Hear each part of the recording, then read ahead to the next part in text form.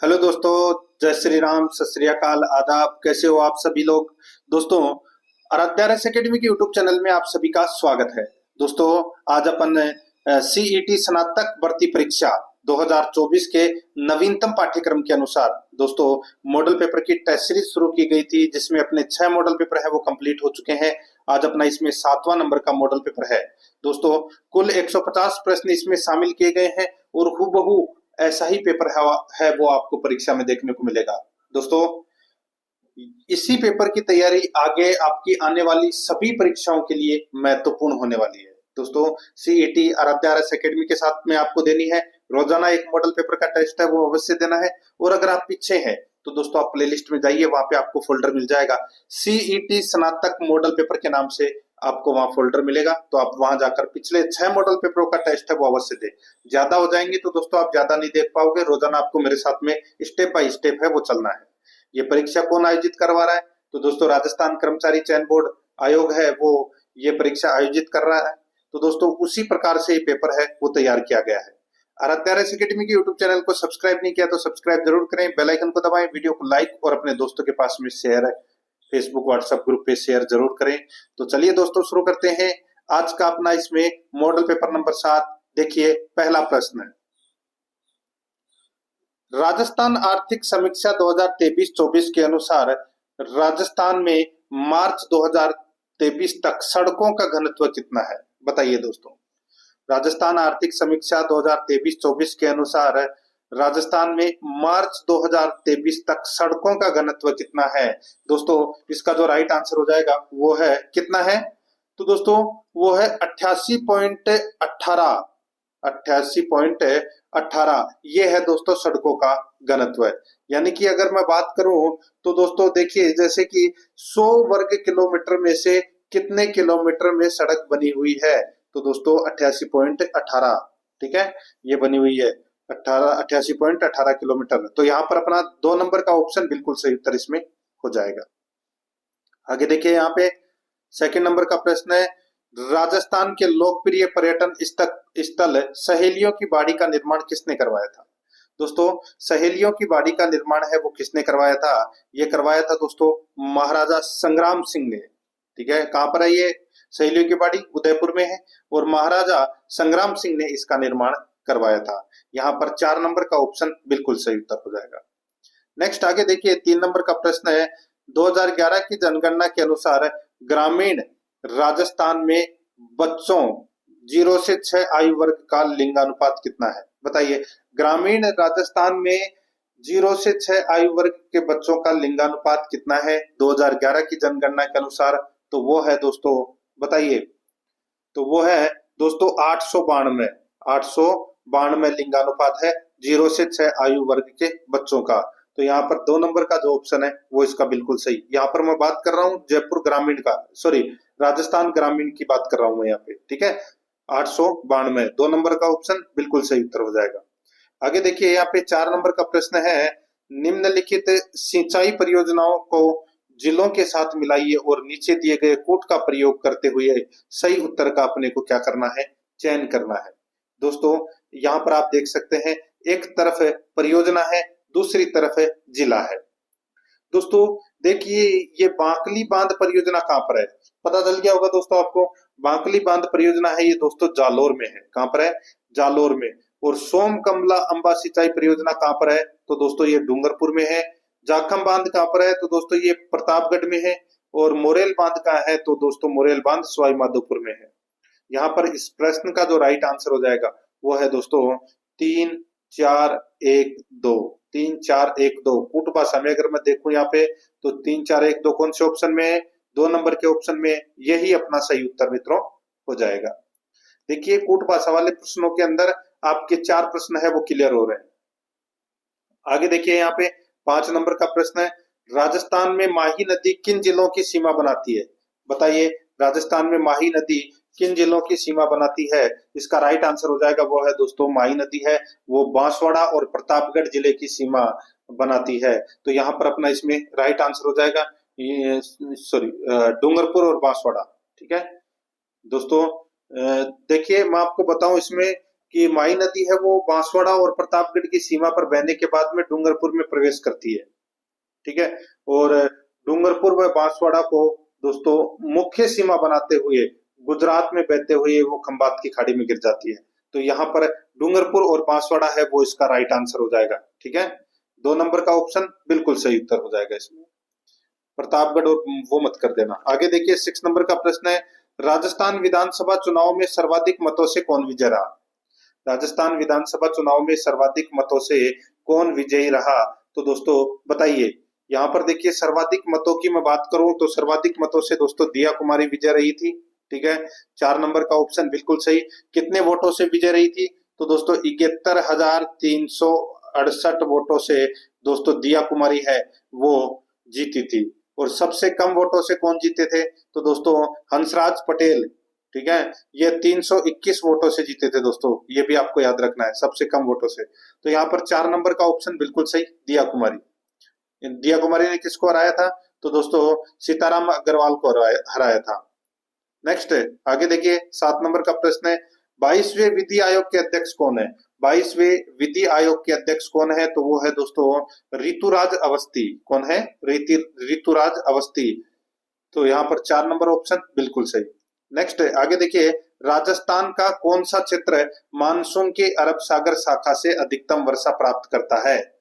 राजस्थान का कौन सा क्षेत्र मानसून के अरब सागर शाखा से अधिकतम वर्षा प्राप्त करता है? तो वो है दोस्तों दक्षिण तथा दक्षिण पूर्वी क्षेत्र है। दक्षिण तथा दक्षिण पूर्वी क्षेत्र है वो मानसून के अरब सागर शाखा से अधिकतम वर्षा प्राप्त करता है। यहाँ पर 1 नंबर का ऑप्शन बिल्कुल सही। 9 नंबर का प्रश्न इसमें देखिए, पश्चिमी रेतीले मैदान की पूर्वी सीमा निर्धारित होती है। पश्चिमी रेतीले मैदान की पूर्वी सीमा निर्धारित होती है। यानी कि दोस्तों अगर मैं बात करूं कि राजस्थान को 2 बराबर भागों में बांटने की बात हो रही है यहाँ पे, तो 50 सेमी समवर्षा रेखा ये दोस्तों पूर्वी सीमा निर्धारित करती है पश्चिमी रेतीले मैदान की। तो यहाँ पर दोस्तों ये इसमें 50 सेमी समवर्षा रेखा आएगा। ठीक है। नेक्स्ट आगे देखिए यहाँ पे 10 नंबर का प्रश्न है, झालावाड़ और बांसवाड़ा जिले किस जलवायु खंड में सम्मिलित है? बताइए। झालावाड़ और बांसवाड़ा जिले किस जलवायु खंड में सम्मिलित है? सही उत्तर हो जाएगा दोस्तों वो है अति आर्द्र प्रदेश में। अति आर्द्र प्रदेश में ये आते हैं झालावाड़ और बांसवाड़ा, क्योंकि यहाँ पर सर्वाधिक वर्षा होती है। तो अति आर्द्र में तो ऑटोमेटिक आएंगे ही। 4 नंबर ऑप्शन बिल्कुल सही।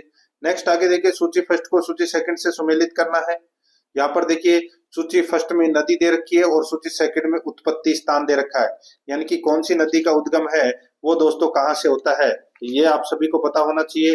दोस्तों देखिए यहाँ पे साबी नदी का जो उद्गम है वो दोस्तों सेवर की पहाड़ियों से होता है। साबी नदी का उद्गम है वो सेवर की पहाड़ियों से होता है। और दोस्तों देखिए बेडथ नदी का जो उद्गम है वो दोस्तों होता है कहाँ से? गोगुंदा की पहाड़ी से। कहाँ से? गोगुंदा की पहाड़ी से। और कोठारी नदी का जो उद्गम है वो दोस्तों बताइए। कोठारी नदी का जो उद्गम है वो दोस्तों दिवेर की पहाड़ियों से कोठारी नदी का उद्गम होता है। ठीक है। और कांतली नदी का उद्गम है वो दोस्तों खंडेला की पहाड़ी से कांतली नदी का उद्गम है वो होता है। तो यहाँ पर अपना इसमें राइट आंसर क्या हो जाएगा? वो है 2 1 4 3। 2 1 4 3 अपना इसमें सही उत्तर हो जाएगा। ठीक है। 2 1 सॉरी 2 1 3 4 2 1 3 4 इसका बिल्कुल सही। यानी कि अपना इसमें देखिए किसी में सही से नहीं दे रखा, तो यहाँ पे 2 1 3 4 कर लेना। 3 नंबर का ऑप्शन बिल्कुल सही। आगे देखिए 12 नंबर का प्रश्न है, राजस्थान में शुष्क सागवान वन कहाँ पाए जाते हैं? राजस्थान में शुष्क सागवान वन है वो कहाँ पर पाए जाते हैं? इसका सही उत्तर हो जाएगा दोस्तों वो है, ये पाए जाते हैं दोस्तों डूंगरपुर व बांसवाड़ा में। डूंगरपुर व बांसवाड़ा में ये शुष्क सागवान वन है ये दोस्तों पाए जाते हैं। यहाँ पर 1 नंबर का जो ऑप्शन है वो इसका बिल्कुल सही उत्तर हो जाएगा। ये 1 नंबर ऑप्शन बिल्कुल सही। ठीक है। आप सभी को पता है कि राज्य में शुष्क सागवान के वृक्ष है वो दोस्तों दक्षिणी भाग में 75 से 110 सेंटीमीटर वर्षा वाले भागों में पाए जाते हैं। और दोस्तों मुख्यतः सर्वाधिक बांसवाड़ा में, उसके अलावा डूंगरपुर, कोटा, उदयपुर, सलूम, बरबारा, झालावाड़ यहाँ पर आपको देखने को मिल जाएंगे। ठीक है। और बांसवाड़ा, उदयपुर में भी आपको दोस्तों सागवान के वृक्षारोपण हेतु सर्वाधिक उपयुक्त क्षेत्र है। तो यहाँ पर डूंगरपुर बांसवाड़ा इसका सही उत्तर हो जाएगा। आगे देखिए 13 नंबर का प्रश्न है, निम्नलिखित को सुमेलित कीजिए। एक तरफ खान खनिज है, दूसरी तरफ खान है। एक तरफ खनिज है, दूसरी तरफ है खान है। तो दोस्तों देखिए यहाँ पे पाइराइट की जो खान है वो दोस्तों कहाँ पर है? तो दोस्तों ये सलादीपुर सीकर में है, ठीक है, पाइराइट की खान। रॉक फॉस्फेट की खान कहाँ है? दोस्तों रॉक फॉस्फेट की खान है ये बिरमानिया में है। और गोरनेट तांबड़ा की जो खान है वो दोस्तों कहाँ है? तो ये राजमहल टोंक में है। और एमराल्ड पन्ना की खान कहाँ है दोस्तों? ये कालागुमान में है, ठीक है। तो यहाँ पर अपना इसमें सही उत्तर क्या हो जाएगा? वो हो जाएगा दोस्तों देखिए 3-2-4-1 अपना इसमें सही उत्तर हो जाएगा। 3-2-4-1 कौन से ऑप्शन में है? तो यहाँ पर देखिए 3-2-4-1 ये 4 नंबर का ऑप्शन अपना सही उत्तर हो जाएगा इसमें। 14 नंबर का प्रश्न है, शुष्क सागवान वन के लिए सबसे उपयुक्त जिला है। तो दोस्तों सबसे उपयुक्त जिला कौन सा है? इसका सही उत्तर हो जाएगा देखिए बांसवाड़ा, इसका बिल्कुल सही उत्तर हो जाएगा, ठीक है। 1 नंबर का ऑप्शन बिल्कुल सही उत्तर अभी मैंने आपको बताया था। आगे देखिए राजस्थान के किस भाग में शुष्क खेती प्रचलित है? शुष्क खेती कौन से भाग में प्रचलित है? इसका सही उत्तर हो जाएगा वो है दोस्तों पश्चिमी भाग में शुष्क खेती है वो प्रचलित है। 4 नंबर का ऑप्शन बिल्कुल सही उत्तर इसमें हो जाएगा। आगे देखिए 16 नंबर का प्रश्न है, जिंदोली सुरंग राजस्थान के निम्नलिखित जिलों में से किसमें स्थित है? बताइए जिंदोली सुरंग राजस्थान के निम्नलिखित जिलों में से किसमें स्थित है? तो दोस्तों इसका सही उत्तर हो जाएगा वो है ये अलवर जिले में है दोस्तों ये जिंदोली सुरंग, ठीक है। याद रखना दोस्तों ये जिंदोली सुरंग है राजस्थान के कौन से जिले में स्थित है? तो इसका सही उत्तर हो जाएगा वो है दोस्तों अलवर जिले में, याद रखना। और ये अलवर के बैरोड रोड पर ये जिंदोली घाटी बनाई गई है, ठीक है। 2 नंबर ऑप्शन बिल्कुल सही। आगे देखिए 17 नंबर का प्रश्न है, ceramic electrical research and development centre कहाँ स्थित है? Ceramic electrical research and development centre कहाँ स्थित है? तो दोस्तों इसका जो राइट आंसर क्या हो जाएगा वो है इसमें कौन सा? तो वो है बीकानेर में स्थित है दोस्तों ये। 4 नंबर का ऑप्शन बिल्कुल सही बीकानेर। आगे देखिए 18 नंबर का प्रश्न है, निम्नलिखित पर्वतों की ऊंचाई का सही अवरोही क्रम है वो अपने को बताना है। यानी कि ऊंचे से अपने को क्या करना है? नीचे की तरफ जाना है, ठीक है। ऊंचे से नीचे की तरफ अपने को जाना है। दोस्तों देखिए अब यहाँ पर मैं आपको बताऊं तो देखिए शेर पीक यानी कि शेर चोटी, फिर अचलगढ़, फिर खो, फिर तारागढ़, ये क्रम है ये दोस्तों इसमें बिल्कुल सही दे रखा है, ठीक है। दोस्तों शेर, अचलगढ़, खो, तारागढ़ ये क्रम बिल्कुल सही दे रखा है। तो इसलिए अपना 1 नंबर का ऑप्शन बिल्कुल सही उत्तर इसमें हो जाएगा। आगे देखिए 19 नंबर का प्रश्न है, देखिए 69वें राष्ट्रीय फिल्म पुरस्कारों के लिए सही मिलान कीजिए। 69वें राष्ट्रीय फिल्म पुरस्कारों के लिए सही मिलान है वो दोस्तों अपने को यहाँ पर करना है। दोस्तों देखिए सर्वश्रेष्ठ अभिनेता का जो पुरस्कार है वो किसे मिला है?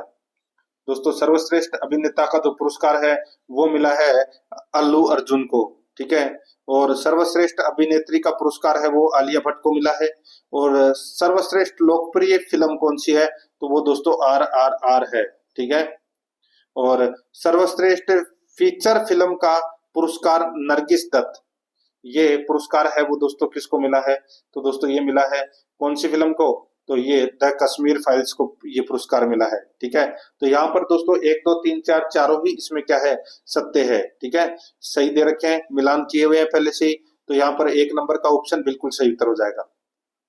20 नंबर का प्रश्न है, टोडगढ़ रावली अभ्यारण्य किस जिले में स्थित है? टोडगढ़ रावली अभ्यारण्य कौन से जिले में स्थित है? दोस्तों ये बताइए टोडगढ़ रावली अभ्यारण्य कौन से जिले में स्थित है? दोस्तों इसका राइट आंसर हो जाएगा देखिए जिलों के पुनर्गठन के बाद में जो रावली टोडगढ़ अभ्यारण्य है ये ब्यावर, पाली और राजसमंद जिलों में स्थित है, ठीक है। तो यहाँ पर अपना इसमें सही उत्तर हो जाएगा अजमेर, राजसमंद, पाली। तो 1 नंबर का जो ऑप्शन है वो इसका बिल्कुल सही उत्तर हो जाएगा, याद रखना, ठीक है। आगे देखिए दोस्तों यहाँ पे 21 नंबर का प्रश्न है, राजस्थान के इसबगोल उत्पादक जिले हैं। राजस्थान के इसबगोल उत्पादक जिले हैं। तो दोस्तों इसबगोल कहाँ होता है सर्वाधिक? दोस्तों आप सभी को पता होना चाहिए ये सर्वाधिक जालोर और सिरोही क्षेत्र में होता है। तो दोस्तों जालोर, सिरोही और बाड़मेर में इसबगोल उत्पादन होता है, तो यहाँ पर अपना 2 नंबर का ऑप्शन बिल्कुल सही। नेक्स्ट आगे देखिए, निम्नलिखित में से कौन सा सुमेलित नहीं है। एक तरफ सिंचाई परियोजना दे रखी है, दूसरी तरफ है जिला दे रखा है। दोस्तों यहाँ पर देखिए, जो पांचना बांध है वो कहाँ पर है, तो दोस्तों ये करौली में है, बिल्कुल सही है। ओराई बांध कहाँ है, तो दोस्तों ओराई बांध या ओराई परियोजना ये चित्तौड़गढ़ में है, बिल्कुल सही है। यहाँ पर देखिए गुड्डा कहाँ पर है, तो दोस्तों ये बूंदी में है। गुड्डा सिंचाई परियोजना कहाँ है, तो दोस्तों ये बूंदी में है। यहाँ पर देखिए मानसी वाकल उदयपुर दे रखा है। दोस्तों ये सोम कमला अंबा सिंचाई परियोजना है वो डूंगरपुर में है। मानसी वाकल परियोजना है वो दोस्तों कहाँ पर है, तो ये उदयपुर में है मित्रों, ठीक है। तो यहाँ पर अपना इसमें राइट आंसर 2 नंबर का जो ऑप्शन है वो इसका बिल्कुल सही उत्तर इसमें हो जाएगा। यहाँ पर अपने को इसमें ये याद रखना है, ठीक है। आगे देखिए दोस्तों, यहाँ पे 23 नंबर का प्रश्न है, सूची फर्स्ट में जिले दे रखे हैं और सूची सेकंड में पर्वत दे रखे हैं। सूची फर्स्ट में जिले और सूची सेकंड में दोस्तों यहाँ पर पर्वत दे रखे हैं। अब दोस्तों आप यहाँ पर देख सकते हैं, देखिए जालोर, जालोर जिले में कौन सा पर्वत है, बताइए दोस्तों। तो दोस्तों जालोर जिले में कौन सा पर्वत है, यहाँ पर आप देख सकते हैं दोस्तों, झारोल पर्वत है, ये जालोर में है। जयपुर में कौन सा है, तो दोस्तों जयपुर में बरवाड़ा, अलवर में भानगढ़, सीकर में रघुनाथगढ़। ये दोस्तों इसमें चारों के चारों है वो सही सुमेलित दे रखे हैं पहले से ही। तो इस प्रश्न का कूट भाषा में सही उत्तर हो जाएगा 1 2 3 4, यानी कि अपना 2 नंबर का ऑप्शन बिल्कुल सही उत्तर इसमें हो जाएगा। नेक्स्ट आगे देखिए, 24 नंबर का प्रश्न है, राजस्थान में जनवरी में न्यूनतम तापमान निम्नलिखित में से किस जिले में अंकित किया जाता है। राजस्थान में जनवरी में न्यूनतम तापमान निम्नलिखित में से किस जिले में अंकित किया जाता है, तो दोस्तों इसका सही उत्तर हो जाएगा, बताइए। तो दोस्तों इसका सही उत्तर हो जाएगा वो है, कौन से जिले में न्यूनतम तापमान जनवरी में अंकित किया जाता है, तो वो जिला है दोस्तों गंगानगर जिला। यहाँ पर 2 नंबर का ऑप्शन बिल्कुल सही उत्तर हो जाएगा, गंगानगर जिला। नेक्स्ट आगे देखिए, यहाँ पे 25 नंबर का प्रश्न है, देखिए फिर से सुमेलित करना है। सूची फर्स्ट और सूची सेकंड है वो दोस्तों यहाँ पर दे रखा है। देखिए नवलखा, दोस्तों ये जो नवलखा बावड़ी है वो कहाँ पर है, तो ये तो आप सभी को पता चल गया होगा दोस्तों। नवलखा है ये बूंदी में है, कहाँ पर है, बूंदी में। तालाब शाही कहाँ है, दोस्तों तालाब शाही है वो कहाँ पर है, तो ये धौलपुर में है, ठीक है। कोलायत कहाँ है, तो ये कोलायत बीकानेर में है। गैप सागर कहाँ है, तो गैप सागर डूंगरपुर में है। तो यहाँ पर इस प्रश्न का जो राइट आंसर हो जाएगा वो है 3 4 2 1, 3 4 2 1। कौन से ऑप्शन में है, तो यहाँ पर देखिए 2 नंबर का जो अपना ऑप्शन है वो इसका बिल्कुल सही उत्तर हो जाएगा, 3 4 2 1। आगे देखिए, राजस्थान में जीरे के प्रमुख उत्पादक जिले कौन से हैं, बताइए। राजस्थान में जीरे के प्रमुख उत्पादक जिले कौन से हैं, दोस्तों इसका जो सही उत्तर हो जाएगा वो है कौन से, तो दोस्तों जालोर, जोधपुर, बाड़मेर। जालोर, जोधपुर, बाड़मेर में दोस्तों सर्वाधिक जीरे का उत्पादन है वो किया जाता है, ये आपको इसमें याद रखना है। जिसमें से अगर मैं अलग अलग की बात करूं तो दोस्तों सर्वाधिक उत्पादन जोधपुर जिले में होता है और सर्वाधिक क्षेत्रफल है वो बाड़मेर जिले का है, ठीक है। और जीरा मंडी कहाँ है, देखिए जीरा मंडी मेड़ता नागौर में है और बदवासिया जोधपुर में है, ठीक है। तो यहाँ पर इसमें याद रखना। और जीरा उत्पादन में राजस्थान का दूसरा स्थान है, तो इसका राइट आंसर क्या हो जाएगा, वो है दोस्तों 4 नंबर का ऑप्शन बिल्कुल सही। यहाँ पर ऑप्शन में दे रखा है जालोर, जोधपुर और बाड़मेर, ठीक है। तो यहाँ पर 4 नंबर ऑप्शन बिल्कुल सही। आगे देखिए दोस्तों, यहाँ पे 27 नंबर का प्रश्न है, इसमें देखिए किस जिले में इंदिरा गांधी नहर का अंतिम छोर अवस्थित है, किस जिले में इंदिरा गांधी नहर का अंतिम छोर अवस्थित है, तो दोस्तों इसका राइट आंसर हो जाएगा वो है गडरा रोड। 2 नंबर का जो ऑप्शन है वो इसका बिल्कुल सही उत्तर हो जाएगा, गडरा रोड। पहले मोहनगढ़ जैसलमेर तक था, लेकिन अब वर्तमान में दोस्तों इसका अंतिम छोर है वो गडरा रोड तक है। तो यहाँ पर 2 नंबर का जो ऑप्शन है वो इसका बिल्कुल सही उत्तर इसमें हो जाएगा, ठीक है।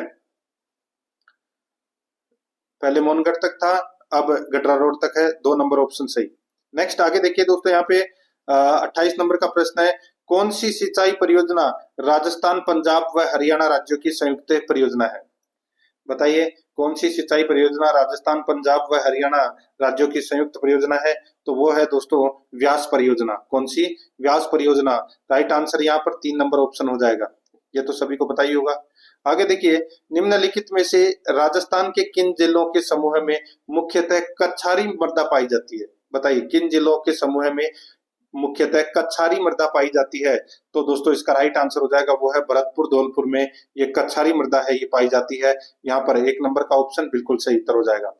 30 नंबर का प्रश्न है, इसमें देखिए राजस्थान के किस भाग में एंटी सोल्स मृदा पाई जाती है? बताइए, राजस्थान के किस भाग में एंटी सोल्स मृदा है वो पाई जाती है? तो दोस्तों इसका राइट आंसर हो जाएगा वो है पश्चिमी राजस्थान में।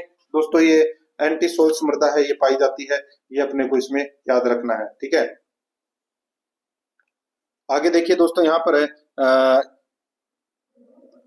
31 नंबर का प्रश्न है, इसमें देखिए राजस्थान परमाणु ऊर्जा परियोजना किस वर्ष परिचालित हुई थी? बताइए, राजस्थान परमाणु ऊर्जा परियोजना किस वर्ष परिचालित हुई थी? तो दोस्तों ये परिचालित हुई थी 1973 में। कब हुई थी?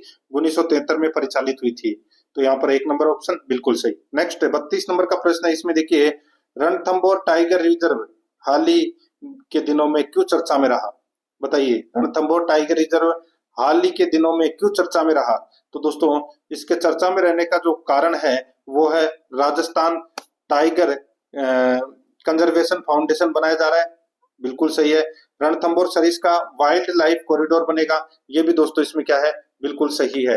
तो यहाँ पर इसका जो राइट आंसर हो जाएगा वो है दोस्तों 3 नंबर का ऑप्शन बिल्कुल सही। 1 और 2 दोनों इसमें क्या है, सही है।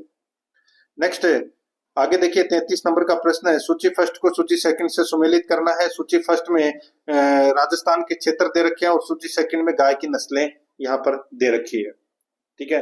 अब दोस्तों आप यहाँ पर देख सकते हैं, इसमें देखिए उत्तर पश्चिम क्षेत्र में कौन सी गाय की नस्ल है वो पाई जाती है? तो दोस्तों यहाँ पर पाई जाती है राठी गाय, ठीक है। राठी नस्ल की गाय है वो पाई जाती है उत्तर पश्चिम क्षेत्र में, ठीक है। देखिए दक्षिण पश्चिम क्षेत्र में, तो दोस्तों दक्षिण पश्चिम क्षेत्र में यानी कि आप बाड़मेर की बात कर रहे हैं यहाँ पे, तो यहाँ पर दोस्तों कांकरेज नस्ल की गाय है वो पाई जाती है। और पश्चिमी राजस्थान में दोस्तों थार पारकर नस्ल की है वो गाय पाई जाती है। और दक्षिण पूर्व मध्यवर्ती क्षेत्र में दोस्तों ये अजमेर की साइड में ये गिर नस्ल है, ये पाई जाती है, ठीक है। तो यहाँ पर दोस्तों इसका जो राइट आंसर क्या हो जाएगा वो है 1 2 3 4, ये पहले से ही क्या है, सही सुमेलित है मित्रों, ठीक है। तो इसका सही उत्तर क्या हो जाएगा? 2 नंबर का ऑप्शन बिल्कुल सही। नेक्स्ट आगे देखिए 34 नंबर का प्रश्न है, देखिए एक तरफ है पर्यटन केंद्र है, दूसरी तरफ जिला है, सुमेलित करना है, ठीक है। जसवंतथड़ा कहाँ है? दोस्तों जसवंतथड़ा, ये तो पता होगा दोस्तों, जसवंतथड़ा है, ये कहाँ है? जोधपुर में है जसवंतथड़ा, ठीक है। और लालगढ़ महल कहाँ है? तो दोस्तों लालगढ़ महल बीकानेर में है। फूलसागर महल कहाँ है? तो दोस्तों फूलसागर महल बूंदी में है। और जगदीश मंदिर कहाँ है? तो दोस्तों ये उदयपुर में है, ठीक है। तो यहाँ पर इस प्रश्न का जो राइट आंसर हो जाएगा वो है 3 4 2 1। 3 4 2 1 कौन से ऑप्शन में है? 3 4 2 1 आप यहाँ पर देख सकते हैं। तीसरा नंबर का जो अपना ऑप्शन है यही अपना सही उत्तर इसमें हो जाएगा। मित्रों देखिए आगे 35 नंबर का प्रश्न है, देखिए सूची फर्स्ट में वन्य जीव संरक्षित क्षेत्र दे रखे हैं और सूची सेकंड में जिला दे रखा है, सुमेलित करना है। देखिए ऐसे ही प्रश्न है वो अधीनस्थ चयन बोर्ड पूछेगा परीक्षा में। और अगर आप सीईटी की अच्छे से तैयारी करोगे तो दोस्तों आपकी पटवारी, ग्राम सेवक है, Rajasthan police constable, SI, RAS, इन सभी की तैयारी ऑटोमेटिक हो जाएगी, ठीक है। क्योंकि सिलेबस ज्यादा कुछ चेंज नहीं है, सिर्फ थोड़ा सा ही सिलेबस चेंज है। बाकी राजस्थान हिस्ट्री, कला संस्कृति, पॉलिटिकल, भारतीय इतिहास, ज्योग्राफी, ये चीजें तो दोस्तों सभी में सेम ही रहती है, ठीक है। देखिए यहाँ पे सुंदा माता, सुंदा माता है वो कहाँ पर है? तो दोस्तों सुंदा माता वन्य जीव संरक्षित क्षेत्र है, ये दोस्तों जालोर सिरोही में है। कहाँ पर है? जालोर सिरोही में है, ठीक है। दूसरा देखिए गुडा विश्नोईयान, दोस्तों गुडा विश्नोईयान है वो कहाँ पर है? तो दोस्तों ये जोधपुर में है। कहाँ पर है? जोधपुर में। और यहाँ पे देखिए गोगेलाव, गोगेलाव कहाँ है? तो दोस्तों गोगेलाव है ये नागौर में है, ठीक है। कहाँ है? नागौर में। और बीड़ कहाँ है? तो दोस्तों बीड़ झुंझुनू में है। यहाँ पर इस प्रश्न का राइट आंसर क्या हो जाएगा वो है दोस्तों डीसीबीए, डीसीबीए अपना इसमें राइट आंसर हो जाएगा। डीसीबीए कौन से ऑप्शन में है? आप यहाँ पर देख सकते हैं डीसीबीए, ये देखिए 2 नंबर का ऑप्शन है वो इसका बिल्कुल सही उत्तर हो जाएगा। आगे देखिए 36 नंबर का प्रश्न है, अनुसूचित जाति की जनसंख्या 2011 के प्रतिशतता अनुसार राजस्थान के जिलों का अवरोही क्रम कौन सा है? अनुसूचित जाति की जनसंख्या 2011 के प्रतिशतानुसार राजस्थान के जिलों का अवरोही क्रम है वो कौन सा है? इसका सही उत्तर हो जाएगा वो है दोस्तों गंगानगर, हनुमानगढ़, करौली, चूरू। गंगानगर, हनुमानगढ़, करौली, चूरू ये अनुसूचित जाति की जनसंख्या प्रतिशत के अनुसार दोस्तों ये जिलों का सही अवरोही क्रम है। गंगानगर, हनुमानगढ़, करौली, चूरू। तो यहाँ पर 4 नंबर का जो ऑप्शन है वो दोस्तों इसमें बिल्कुल सही उत्तर हो जाएगा। आगे देखिए 37 नंबर का प्रश्न है, राजस्थान एटोमेटिक सॉरी देखिए राजस्थान एटॉमिक पावर प्रोजेक्ट इकाइयां 1 से 4 का पहला कंक्रीट भराव किस वर्ष में अपेक्षित है? तो बताइए राजस्थान एटॉमिक पावर प्रोजेक्ट इकाइयां 1 से 4 का पहला कंक्रीट भराव किस वर्ष में अपेक्षित है? दोस्तों इसका जो राइट आंसर हो जाएगा वो है इसमें बताइए। तो वो दोस्तों 2024 में, और ये प्रश्न है वो पूछा भी जा चुका है पहले भी। ठीक है, 2 नंबर का ऑप्शन बिल्कुल सही उत्तर इसमें हो जाएगा। नेक्स्ट आगे देखिए 38 नंबर का प्रश्न है, सार्वजनिक क्षेत्र के विभिन्न वित्तीय संगठनों जैसे कि रिको, आरएफसी, राजसिको आदि द्वारा आकलित औद्योगिक संभावनाओं के आधार पर ए श्रेणी में राजस्थान के कौन से जिले सम्मिलित किए गए हैं? बताइए ए श्रेणी के अंतर्गत राजस्थान के कौन से जिले सम्मिलित किए गए हैं औद्योगिक संभावनाओं के आधार पर? तो दोस्तों राइट आंसर हो जाएगा यहाँ पर जोधपुर, पाली, अजमेर, अलवर। जोधपुर, पाली, अजमेर, अलवर को दोस्तों ए श्रेणी में रखा गया है। ठीक है, यहाँ पर अपना इसमें 1 नंबर का ऑप्शन बिल्कुल सही। देखिए टोटल 3 श्रेणी बनाई गई है, ए श्रेणी, बी श्रेणी और सी श्रेणी। ठीक है, याद रखना। तो यहाँ पर 1 नंबर का ऑप्शन बिल्कुल सही। नेक्स्ट आगे देखिए 39 नंबर का प्रश्न है, यहाँ पर आप देख सकते हैं प्रधानमंत्री सूर्य घर योजना के तहत घरों पर रूफटॉप सोलर लगाने के लिए अधिकतम कितनी सब्सिडी 3 किलोवाट में दी जाएगी? बताइए, अच्छा प्रश्न है ये भी। बताइए दोस्तों प्रधानमंत्री सूर्य घर योजना के तहत घरों पर रूफटॉप सोलर लगाने के लिए अधिकतम कितनी सब्सिडी 3 किलोवाट पर दी जाएगी? तो दोस्तों इसका जो राइट आंसर हो जाएगा वो है इसमें 78,000 रुपए की सब्सिडी है वो दी जाएगी। यहाँ पर 2 नंबर का ऑप्शन बिल्कुल सही। नेक्स्ट आगे देखिए गींदड़ नृत्य का संबंध किस स्थान से है? ये तो सभी को पता होगा दोस्तों। सही उत्तर हो जाएगा शेखावाटी, 1 नंबर ऑप्शन बिल्कुल सही। दोस्तों एक बार सभी के सभी मित्र हैं जिन्होंने क्लास को लाइक नहीं किया है दोस्तों, तो बहुत मेहनत लगती है दोस्तों इन मॉडल पेपरों को बनाने में, तो एक बार सभी के सभी मित्र हैं वो वीडियो को लाइक नहीं किया है तो एक बार फटाफट वीडियो को लाइक कर दें, और जिसने भी आराध्या आरएस एकेडमी के यूट्यूब चैनल को सब्सक्राइब नहीं किया है तो दोस्तों सब्सक्राइब जरूर करें, क्योंकि बहुत सारी क्रीम चीजें हैं वो मैं आपको आगे आने वाले टाइम में करवाने वाला हूँ। ठीक है, जो आपकी आने वाली सभी प्रतियोगी परीक्षाओं के लिए दोस्तों महत्वपूर्ण होगी। बस आपको जुड़े रहना है आराध्या आरएस एकेडमी के साथ में, और कोई भी टॉपिक अगर आप सर्च करते हो यूट्यूब के ऊपर, कोई भी टॉपिक, एनी टॉपिक, तो दोस्तों आप उस टॉपिक के साथ में आराध्या आरएस एकेडमी जरूर लिखें, वो लिख के सर्च करें। ठीक है, तो आपको उस टॉपिक से संबंधित टॉप अति महत्वपूर्ण प्रश्न है वो मिल जाएंगे। ठीक है, तो यहाँ पर 1 नंबर ऑप्शन बिल्कुल सही। आगे देखिए यहाँ पे 41 नंबर का प्रश्न है, बरखान बालू का स्तूप प्रधानतः राजस्थान के कौन से क्षेत्रों में पाए जाते हैं? बरखान बालू का स्तूप प्रधानतः राजस्थान के कौन से क्षेत्रों में पाए जाते हैं? दोस्तों ये पाए जाते हैं 20 से 35 सेंटीमीटर समवर्षा रेखा के मध्य क्षेत्रों में। अब दोस्तों सीधा सा है, 20 से 35 सेंटीमीटर समवर्षा रेखा किधर होती है? पश्चिमी राजस्थान में होती है। तो यहाँ पर इसका राइट आंसर क्या हो जाएगा? 2 नंबर का जो ऑप्शन है वो इसका बिल्कुल सही उत्तर हो जाएगा। नेक्स्ट आगे देखिए यहाँ पे जैसलमेर में किस प्रकार के बालू का स्तूप पाए जाते हैं? जैसलमेर में किस प्रकार के बालू का स्तूप पाए जाते हैं? दोस्तों राइट आंसर हो जाएगा यहाँ पे अनुदैर्घ्य प्रकार के बालू का स्तूप है वो दोस्तों पाए जाते हैं जैसलमेर जिले में। तो यहाँ पर इसमें 3 नंबर का ऑप्शन बिल्कुल सही उत्तर इसमें हो जाएगा। 43 नंबर का प्रश्न है, इसमें देखिए केंद्रीय साहित्य अकादमी द्वारा गजेंद्र सिंह राजपुरोहित को किस पुस्तक गजेंद्र सिंह राजपुरोहित की किस पुस्तक को साहित्य अकादमी पुरस्कार प्रदान किया गया है? बताइए, केंद्रीय साहित्य अकादमी द्वारा गजेंद्र सिंह राजपुरोहित को यानी कि राजपुरोहित की किस पुस्तक को साहित्य अकादमी पुरस्कार प्रदान किया गया है? इसका सही उत्तर हो जाएगा, उस पुस्तक का नाम है दोस्तों पलकती प्रीत। पलकती प्रीत ये है दोस्तों उस पुस्तक का नाम जिसको साहित्य अकादमी पुरस्कार मिला है, और किसके द्वारा लिखी गई है? तो दोस्तों ये गजय सिंह राजपुरोहित के द्वारा लिखी गई है। तो यहाँ पर एक नंबर ऑप्शन बिल्कुल सही। आगे देखिए, निम्नलिखित में से कौन सी ढूंढानी की उपबोली नहीं है? तो बताइए कौन सी ढूंढानी की उपबोली नहीं है? दोस्तों देखिए, तोरावाटी है, राजावाटी है, नागरचोल है, लेकिन राठी है, ये दोस्तों ढूंढानी की उपबोली नहीं है। 4 नंबर का ऑप्शन बिल्कुल सही उत्तर हो जाएगा। 45 नंबर का प्रश्न है, इसमें देखिए, राजस्थान की आदिवासी महिलाओं में कटकी वस्त्र कौन पहनता है? बताइए, राजस्थान की आदिवासी महिलाओं में कटकी वस्त्र है वो कौन पहनता है? इसका राइट आंसर हो जाएगा वो है अविवाहित महिलाएं पहनती है दोस्तों ये कटकी वस्त्र। यहाँ पर 2 नंबर का ऑप्शन बिल्कुल सही उत्तर हो जाएगा। कटकी वस्त्र कौन पहनता है? तो दोस्तों अविवाहित महिलाएं पहनती है। 2 नंबर ऑप्शन बिल्कुल सही। आगे देखिए, जैन समुदाय द्वारा पर्युषण पर्व जिस माह में मनाया जाता है? बताइए, जैन धर्म में ये जो पर्युषण पर्व मनाया जाता है वो कौन से माह में मनाया जाता है? ये मनाया जाता है दोस्तों भाद्र मास में। कौन से मास में? भाद्र मास में मनाया जाता है। 4 नंबर ऑप्शन बिल्कुल सही।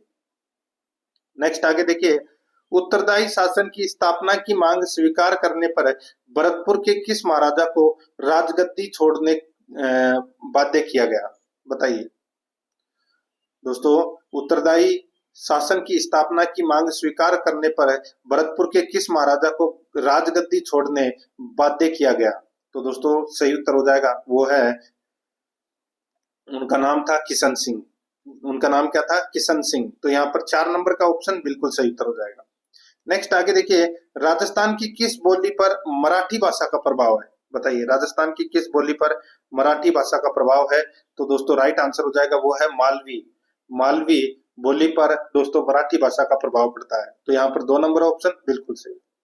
नेक्स्ट आगे देखिए, राजस्थान में सर्वाधिक महत्वपूर्ण लोक देवता माने जाते हैं? तो सर्वाधिक महत्वपूर्ण लोक देवता माने जाते हैं, राइट आंसर हो जाएगा यहाँ पे। देखिए, इनमें से तो तीनों में से एक ही लोक देवता है वो है तेजाजी। यहाँ पर इसमें 1 नंबर का ऑप्शन बिल्कुल सही उत्तर हो जाएगा। आगे देखिए, यहाँ पर निम्न में से कौन सा युग्म सही है? कौन सा युग्म है वो सही है? ठीक है, इसको 12 कर देना। दोस्तों इसमें देखिए कौन सा युग्म सही है, तो यहाँ पे मैं देखिए बता रहा हूँ आपको, 30 डिग्री 3 मिनट से 23 डिग्री 3 मिनट से 30 डिग्री 12 मिनट उत्तरी अक्षांश और 69.5 डिग्री पूर्वी देशांतर से 78 डिग्री पूर्वी देशांतर तक ये राजस्थान का अक्षांशीय और देशांतरीय विस्तार है। और दोस्तों राजस्थान का कुल क्षेत्रफल है वो 3,42,239.74 वर्ग किलोमीटर है। ठीक है, तो यहाँ पर अपना इसमें 1 नंबर का ऑप्शन बिल्कुल सही उत्तर इसमें हो जाएगा। आगे देखिए दोस्तों, यहाँ पे 51 नंबर का प्रश्न है, प्रसिद्ध केला देवी मेला कहाँ आयोजित होता है? दोस्तों केला देवी का मेला सभी को पता है करौली में आयोजित होता है। 3 नंबर का ऑप्शन बिल्कुल सही। आगे देखिए, चार चौमा मंदिर राजस्थान के किस जिले में है? चार चौमा मंदिर राजस्थान के किस जिले में है? दोस्तों ये कोटा में है चार चौमा मंदिर। तो यहाँ पर 4 नंबर का ऑप्शन बिल्कुल सही उत्तर हो जाएगा।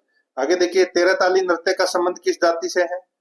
दोस्तों सही उत्तर हो जाएगा कामड़ जाति की महिलाओं द्वारा रामदेव जी के मेले के अंदर ये नृत्य है वो किया जाता है। 2 नंबर का ऑप्शन बिल्कुल सही उत्तर हो जाएगा इसमें। आगे देखिए, 54 नंबर का प्रश्न है, जयपुर लिटरेचर फेस्टिवल यानी कि JLF 17वां, ठीक है, जयपुर लिटरेचर फेस्टिवल का वर्ष 2024 का 9वां महाकवि कन्हैयालाल सेठिया कविता पुरस्कार किसे प्रदान किया गया? तो दोस्तों ये प्रदान किया गया किसे? तो ये कवियत्री अरुंधति सुब्रमण्यम को ये पुरस्कार है वो प्रदान किया गया। यहाँ पर 2 नंबर का ऑप्शन बिल्कुल सही उत्तर इसमें हो जाएगा। आगे देखिए, 55 नंबर का प्रश्न है, किस रियासत के प्रजामंडल ने 1942 के भारत छोड़ो आंदोलन से स्वयं को पृथक रखा वह भाग नहीं लिया? बताइए, किस रियासत के प्रजामंडल ने 1942 के भारत छोड़ो आंदोलन से स्वयं को पृथक रखा वह भाग नहीं लिया? तो दोस्तों जयपुर प्रजामंडल ने दोस्तों भाग नहीं लिया था भारत छोड़ो आंदोलन में। और जयपुर से दोस्तों आजाद एक मोर्चा एक संगठन था उसने दोस्तों भाग लिया था, लेकिन जयपुर प्रजामंडल ने इसमें भाग नहीं लिया था। इसका राइट आंसर हो जाएगा 2 नंबर ऑप्शन बिल्कुल सही। आगे देखिए, 56 नंबर का प्रश्न है, प्रदेश के पैरा खिलाड़ी देवेंद्र झाझड़िया का संबंध में कौन सा कथन सत्य है? तो दोस्तों कौन सा कथन इसमें सत्य है वो अपने को यहाँ पर बताना है। दोस्तों आप यहाँ पर देख सकते हैं, देखिए हाल ही में इन्हें para Olympic committee of India का अध्यक्ष बनाया गया है, बिल्कुल सही है। इस पद पर चुने जाने वाले वे प्रदेश के पहले पैरा खिलाड़ी हैं, ये भी दोस्तों इसमें क्या है, बिल्कुल सही है। ओहो, देखिए देखिए देखिए, इस पद पर चुने जाने वाले प्रदेश के वे पहले पैरा खिलाड़ी हैं, पहले नहीं है दोस्तों, इनसे पहले एक पैरा खिलाड़ी और भी रह चुकी है जिनका नाम था दीपा मलिक, ठीक है। उनका यानी कि देवेंद्र झाझड़िया का संबंध डिस्कस थ्रो स्पर्धा से था, ठीक है।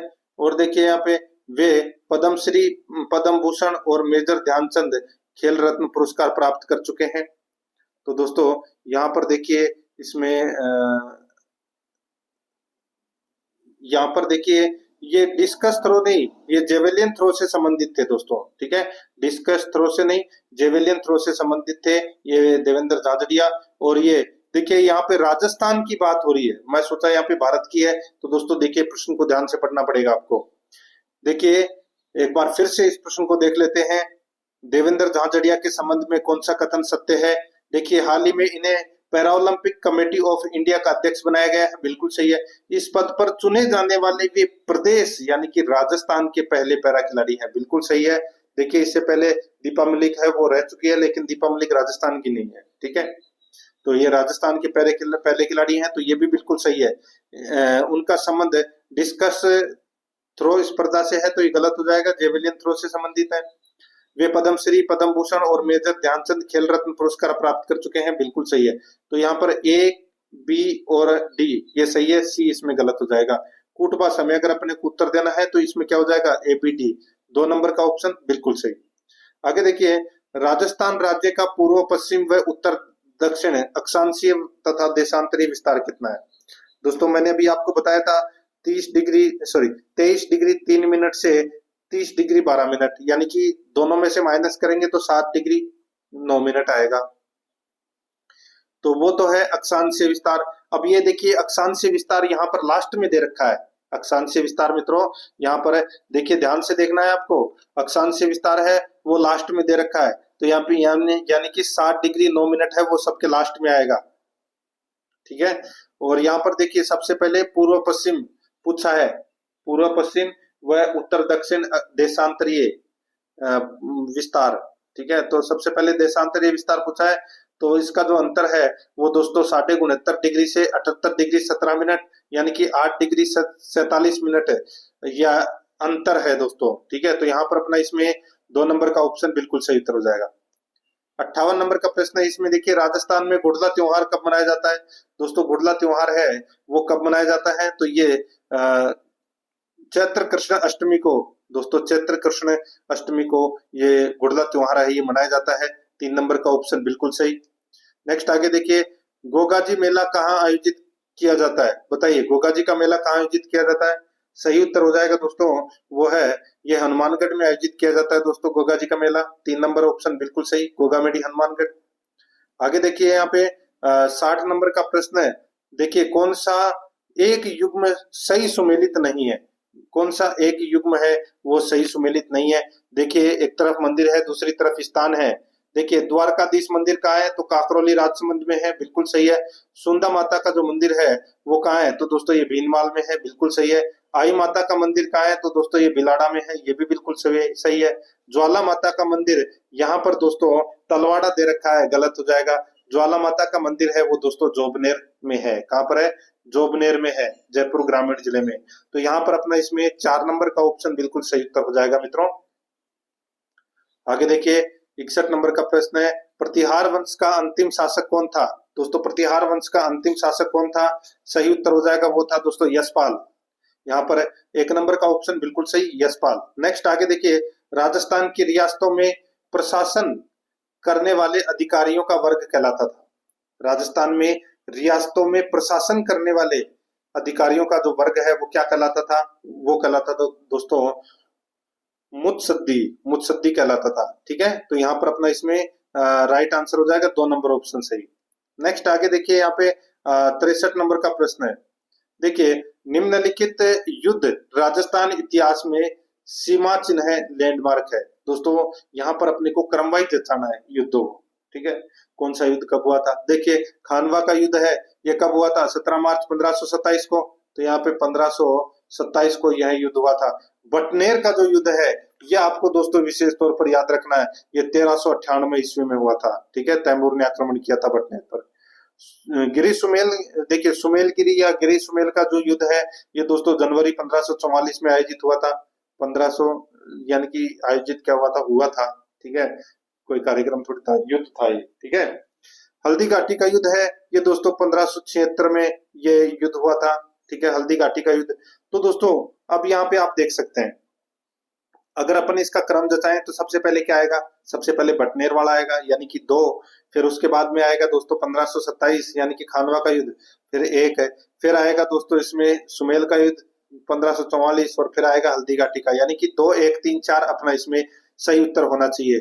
कूट भाषा में अपने को बताना था तो यहाँ पे 2 1 3 4 यानी कि 1 नंबर का ऑप्शन बिल्कुल सही उत्तर हो जाएगा। देखिए मित्रों, टेस्ट आपको पूरा देना है।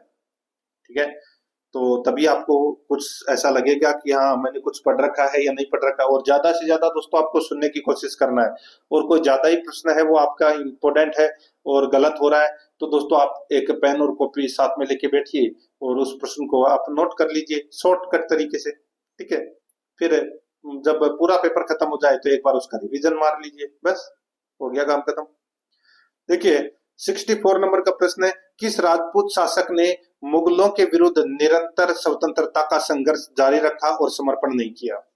किस राजपूत शासक ने मुगलों के विरुद्ध निरंतर स्वतंत्रता का संघर्ष जारी रखा और समर्पण नहीं किया? एक ही व्यक्ति था दोस्तों। देखिए एक तो अपने महाराणा प्रताप थे, ठीक है, और एक थे मारवाड़ के राव चंद्रसेन, जिसको मारवाड़ का भूला बिसरा राजा कहा जाता है, प्रताप का अग्रगामी कहा जाता है। ठीक है, तो यहाँ पर अपना 2 नंबर का ऑप्शन बिल्कुल सही उत्तर हो जाएगा। आगे देखिए 65 नंबर का प्रश्न है, निम्न को सुमेलित कीजिए। निम्न को सुमेलित करना है दोस्तों। अब यहाँ पर देखिए एक तरफ क्या है? संस्था है, एक तरफ है संस्था है और दूसरी तरफ स्थापना वर्ष है। देखिए राजस्थान सेवा संघ की जो स्थापना है वो कब हुई थी दोस्तों? राजस्थान सेवा संघ की जो स्थापना है वो कब हुई थी? तो दोस्तों ये हुई थी 1919 में। कहां पर हुई थी? महाराष्ट्र वर्धा में। ठीक है, और देखिए मारवाड़ हितकारिणी सभा की जो स्थापना है वो दोस्तों 1923 में हुई थी, और अखिल भारतीय देशी राज्य लोक परिषद की जो स्थापना है वो 1927 में हुई थी, और नरेंद्र मंडल की स्थापना है वो दोस्तों 1921 में हुई थी। ठीक है, तो यहाँ पर अपना इसमें सही उत्तर क्या हो जाएगा? वो है दोस्तों 4 3 2 1, 4 3 2 1 अपना इसमें बिल्कुल सही उत्तर इसमें हो जाएगा। ठीक है, कौन सा ऑप्शन है? 4 3 2 1 वाला 2 नंबर का ऑप्शन इसका बिल्कुल सही उत्तर इसमें हो जाएगा। आगे देखिए 66 नंबर का प्रश्न है, राजस्थान, देखिए राज्य प्रशासन तंत्र को प्रशासकीय नेतृत्व कहां से प्रदान किया जाता है? राज्य प्रशासन तंत्र को प्रशासकीय नेतृत्व कहां से प्रदान किया जाता है? तो दोस्तों ये प्रदान किया जाता है कहां से, बताइए? तो दोस्तों सही उत्तर हो जाएगा वो है राज्य सचिवालय से। 2 नंबर का ऑप्शन बिल्कुल सही, राज्य सचिवालय से। आगे देखिए 67 नंबर का प्रश्न है, ब्रिटिश काल में जिला अधिकारी का मुख्य कार्य निम्न में से क्या था? ब्रिटिश काल में जिला अधिकारी का मुख्य कार्य निम्न में से क्या था? तो दोस्तों इसका सही उत्तर हो जाएगा, वो कार्य था दोस्तों इसमें कौन सा? तो वो था कानून व्यवस्था बनाए रखना, ये कार्य था। 3 नंबर का ऑप्शन बिल्कुल सही उत्तर हो जाएगा। नेक्स्ट आगे देखिए, समिति, वह समिति जिसकी सिफारिश पर देश में पंचायती राज व्यवस्था लागू की गई, इस समिति के नेतृत्वकर्ता कौन थे? बताइए, ये तो सभी को पता होना चाहिए दोस्तों।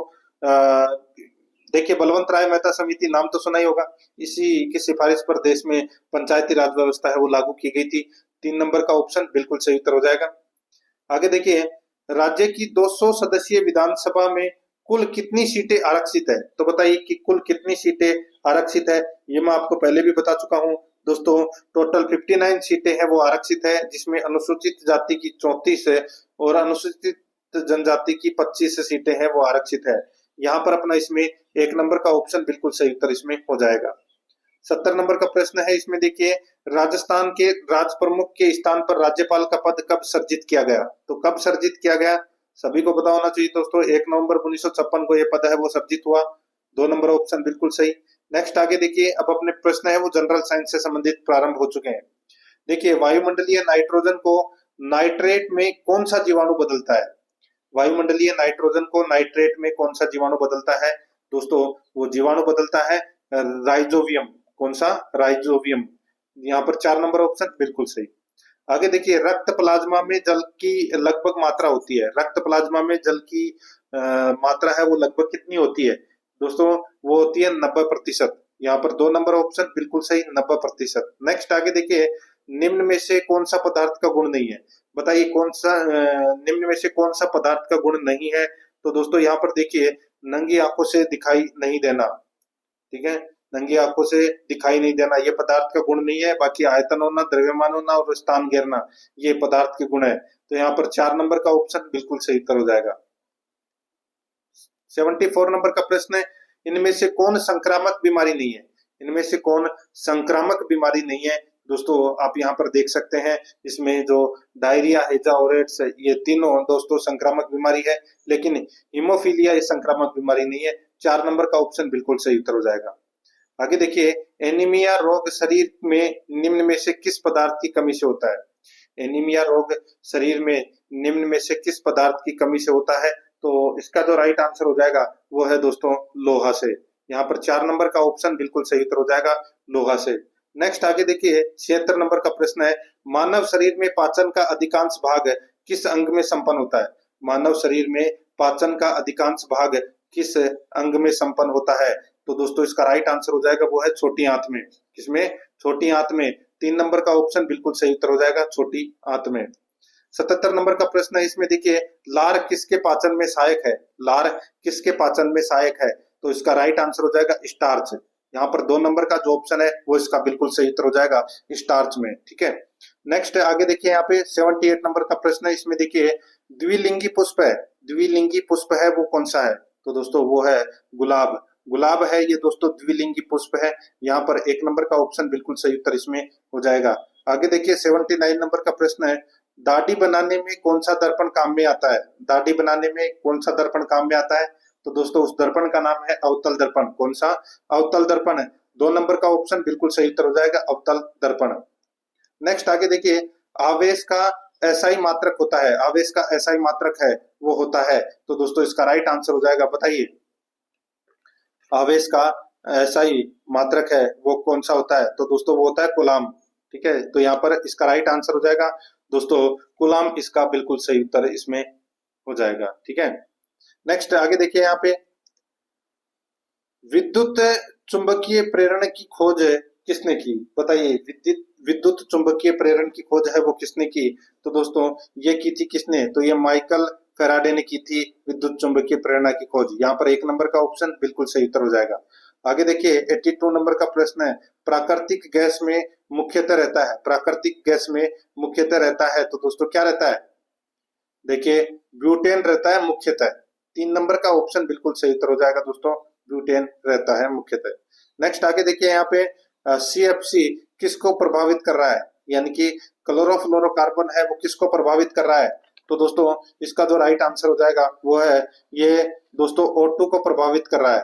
ठीक है, O2 को। तो यहाँ पर इसमें राइट आंसर हो जाएगा दोस्तों O2 को प्रभावित कर रहा है। 1 नंबर ऑप्शन बिल्कुल सही। सॉरी, O2 नहीं, O3 को प्रभावित करेगा दोस्तों ये। ठीक है, CFC किसको प्रभावित कर रहा है? तो दोस्तों ये O3 को प्रभावित करेगा। ठीक है, O3 को याद रखना, ये O2 की जगह काट के आप O3 कर देना। नेक्स्ट आगे देखिए, यहाँ पे 84 नंबर का प्रश्न है, कौन सा तत्व मुक्त परमाणु के रूप में पाया जाता है? कौन सा तत्व मुक्त परमाणु के रूप में पाया जाता है? सही उत्तर हो जाएगा दोस्तों वो है इसमें आर्गन। आर्गन है ये मुक्त परमाणु के रूप में पाया जाता है। यहाँ पर 3 नंबर ऑप्शन बिल्कुल सही। नेक्स्ट आगे देखिए, 85 नंबर का प्रश्न है, एक तत्व के समस्थानिक में होते हैं। एक तत्व के समस्थानिक में होते हैं तो दोस्तों सही उत्तर हो जाएगा वो है न्यूट्रॉनों की अलग अलग संख्या। न्यूट्रॉनों की अलग अलग संख्या। 3 नंबर का ऑप्शन बिल्कुल सही उत्तर इसमें हो जाएगा। आगे देखिए, यहाँ पर 86 नंबर का प्रश्न है, इसमें देखिए दोस्तों CnH2n+2 किसका सामान्य सूत्र है? बताइए CnH2n+2 ये किसका सामान्य सूत्र है? तो दोस्तों ये जो सूत्र है ये एल्केन का सूत्र है। किसका है? एल्केन का। तो यहाँ पर इसमें 3 नंबर ऑप्शन बिल्कुल सही। आगे देखिए, रक्त में आयरन की कमी से होने वाला एक रोग है, रक्त में आयरन की कमी से होने वाला एक रोग है, तो वो कौन सा है? तो वो है दोस्तों एनीमिया रोग। यहाँ पर 3 नंबर का ऑप्शन बिल्कुल सही, एनीमिया रोग।